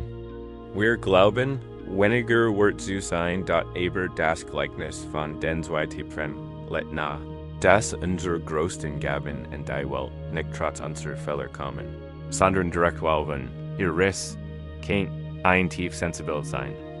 Die ihnen das Gefühl gibt, von der Welt verletzt zu werden, aber es kann auch genau das sein, was ihnen erlaubt. Tiefs Mitgefühl für andere zu empfinden und sie, MIT Mitgefühl zu ergeben.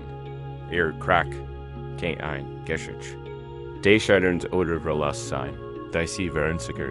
Ihnen aber auch tief Thema und Weisheit verlieth, die sie durch ununterbrochen Erfolg Nieheiten erlangen können.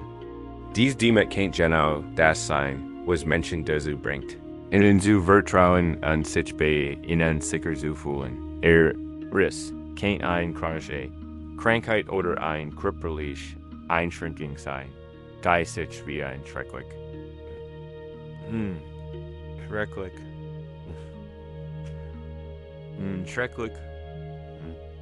chronische Einschränkung Belasting anfühlt. Aber es kann auch genau das sein, was ihnen die Kunst dettelt, der Hingabe und der Freude in den kleinsten Dingen beibringt, Lektionen, die sie dann mit der Welt teilen und den Weg für andere üben können, der Wassertrigger. In der Geschichte steht für ein Haar Weisheit, die Weisheit des Universums oder die Weisheit unseren tiefen Selbst. Diese Weisheit verteilt unsere Fehler nicht. Sie erkennen ihr Potenzial. Sie weiß, wie sie zusammen auf unseren Weg sein kann, damit unsere Undichtigkeit zu einer Quelle der Nahrung und Schönheit wird. Frieden kommt, wenn wir beginnen, diesem Prozess zu vertrauen. Kommt, wenn wir offern, unser Riss zu verteilen und empfangen, nach den Blumen, zu sichern, dass LS uns das jetzt üben. Lasst uns nach den anderen Worten Blumen ausgehalten. Da im Weg unserer eigenen Unvollkommenheiten wachsen. Gehen Sie sich einen Ort der Ruhe. Lassen Sie Ihren Körper sich schwer und gestört fühlen. Erinnere dich an einen deiner eigenen Bruchstellen. Ein Teil von dir, den du als Makel, Schwach oder Scham empfindest, ist kein ein Charakter sein, eine körperliche Eigenschaft oder ein Teil deiner Vergangenheit sein. All etwas, von dem du dir wirklich wünschst, das is anders war. Behält diesen wahrgenommenen Fehler im Bewusstsein. Und spür die typisch Geschichte, die damit einhergeht, die Geschichte. Ich bin deswegen nicht gottschalk. Das Gefühl von Scham oder Entschuldigung. Erken dies Geschichte. Und sie ist schwer, nehmen wir nun die Perspektive der Weisen. Wassertrigger sein. Betrachten wir diesen Fehler, mit neuen Augen, mit liebevoller und kritischerer Neugier. Wir sind nicht hier, den Riss zu leugnen, der Topf ist wirklich entdeckt. Unser Fehler ist real. Wir sind hier nach seinem verborgenen Geschenks. Stellen Sie sich dies an. Auf ihn Frage, welch unerwarteten Blumen könnten auf dem Weg dieses wahrgenommenen Fehlers wachsen? Sie suchen nicht nach einer einfachen, positiven Wendung. Sie suchen nach einer unerwarteten Konsequenz, einer verborgenen Need. Sehen wir uns ein Beispiel. Wenn Sie als Fehler empfinden, zu sensibel zu sein, fragen Sie sich, hat die Sensibilität mir jemals ermöglicht, den Schmerz eines zu bemerken, wenn andere übersehen haben? Hat sie mir ermöglicht, von Kunst, Musik oder Natur tief buried, zu werden und mein Leben bereichert zu haben? Hat sie mich zu einem mitfühlenden Freund, einem intuitiven Partner gemacht? Das sind die Beruhigender in vermeintlicher Fälle ein vergänglicher Misserfolg, ein Bankrott, Einscheidung oder etwas ist, das sie mein Tisch antragen. Fragen sie sich, was habe ich aus dieser Erfahrung gelernt? Was ich sonst nicht hätte lernen können? Hat sie mich widerstandsfähiger gemacht? Demütiger, ein stärkeres Bewusstsein für das Wesentliche?